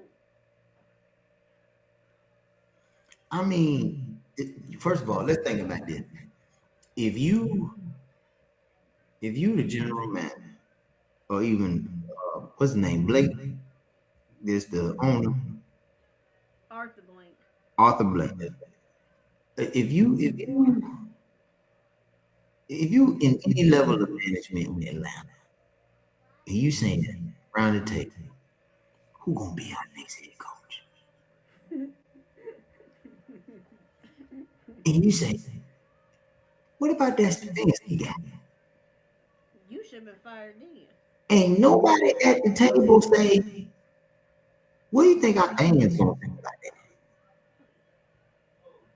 Like, he white. He white. And you had a beloved head coach in Raheem Morton. Yeah. And the black people like him. Yeah. The black people. And you won't get the most little white coach you can find it all in the NFL. I'm just telling you, you all know they have some Trump effect. You know, they But you in Atlanta. This is why That man ain't gonna make it to the stadium. No. You're gonna have a police escort. You start. You got a black coach. Have you You got a black quarterback, black tight end, black running back, black wide receiver. No team black. Right, the whole team black, and we seen how he feels about black people. 'Cause look what he did to Shador. He couldn't even give the boy a game ball. All he told me in the locker room was, he couldn't call the boy by his name. He said, oh yeah, we had the rookie start his first game. Nice game, Shador. That's what he did to him. So you know, and you gonna give him Atlanta with the black fan base. Wait. The black team. He probably won't even make it to the opening season. He won't even make it to opening season.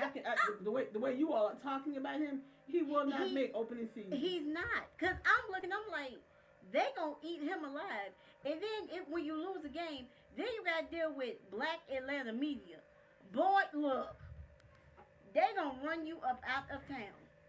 Well, some seem to think that they tough and he'll be able to make it, but he won't make it. If he starts the season, I'm guaranteed before midway through the season, they will have replaced him. Oh no, they gonna try to make it work. Okay, but I don't get it. That hire. Got to be biased with Morris. That hire, I was shocked. I'm like, your coach that you had was 16 and 18. He's 8 and 26. I mean, I need to know how this interview went. Did they have it at Magic City or something? It probably wasn't no interview. They probably had some kind of side arrangement. No. Here's the thing. He talks up good with ownership. That's what he must do. Oh, he kicks ass well. He got to. Oh, okay. Well, he got to. If you know how to kiss up and he knows the right words to say. Because for the life of me, don't know how. And as we have established on the show repeatedly, I said, we've learned over the years that white men ain't smart. So we've established that. So you can be easy played. Almost every coach that was fired in this cycle went back to being the coordinator. He's the only one that went and got another head coaching job. Okay, I had to look this up. Kevin Stefanski was fired by the Cleveland Browns, allowing immediate interviews on January 5th. He interviewed with 14.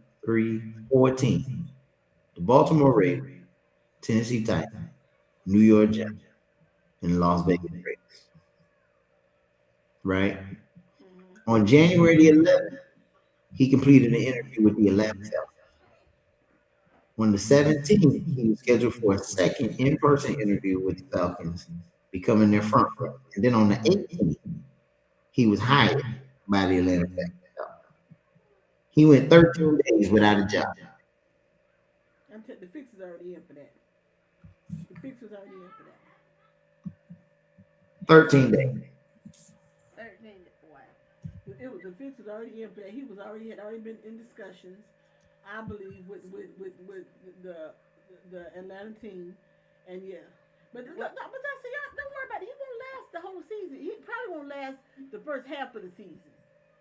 Cause I'm like I said, them like they're gonna eat him up alive. He gonna try to hold on, but it's not gonna make it. He ain't gonna make it. Now let's take a look at this. Raheem Morton, head coach before Stefanski. He was let go. He interviewed with the Tennessee Titans on January the 3rd. He had a scheduled interview with the New York Giants, and he had a scheduled interview with the Arizona Cardinals. But his interview with the Giants happened, and the Giants hired Harbaugh. Now, would I have liked Raheem in New York? No. I said when we fired Daboll, don't hire a loser. I don't care if the loser is black, Jewish, Hispanic. If you got a losing record, you don't need to be in New York. Period. So we hired a winner. So you better win in New York, or we gonna give you your walking papers too. New York is a state of winners, not losers. Don't come to New York losing. Do not. You listen. There is nobody who lasts in New York sports who loses. You can ask the Yankees. You can ask the Mets. You can ask the Knicks. The Knicks fired their head coach. He was one game away from making the championship.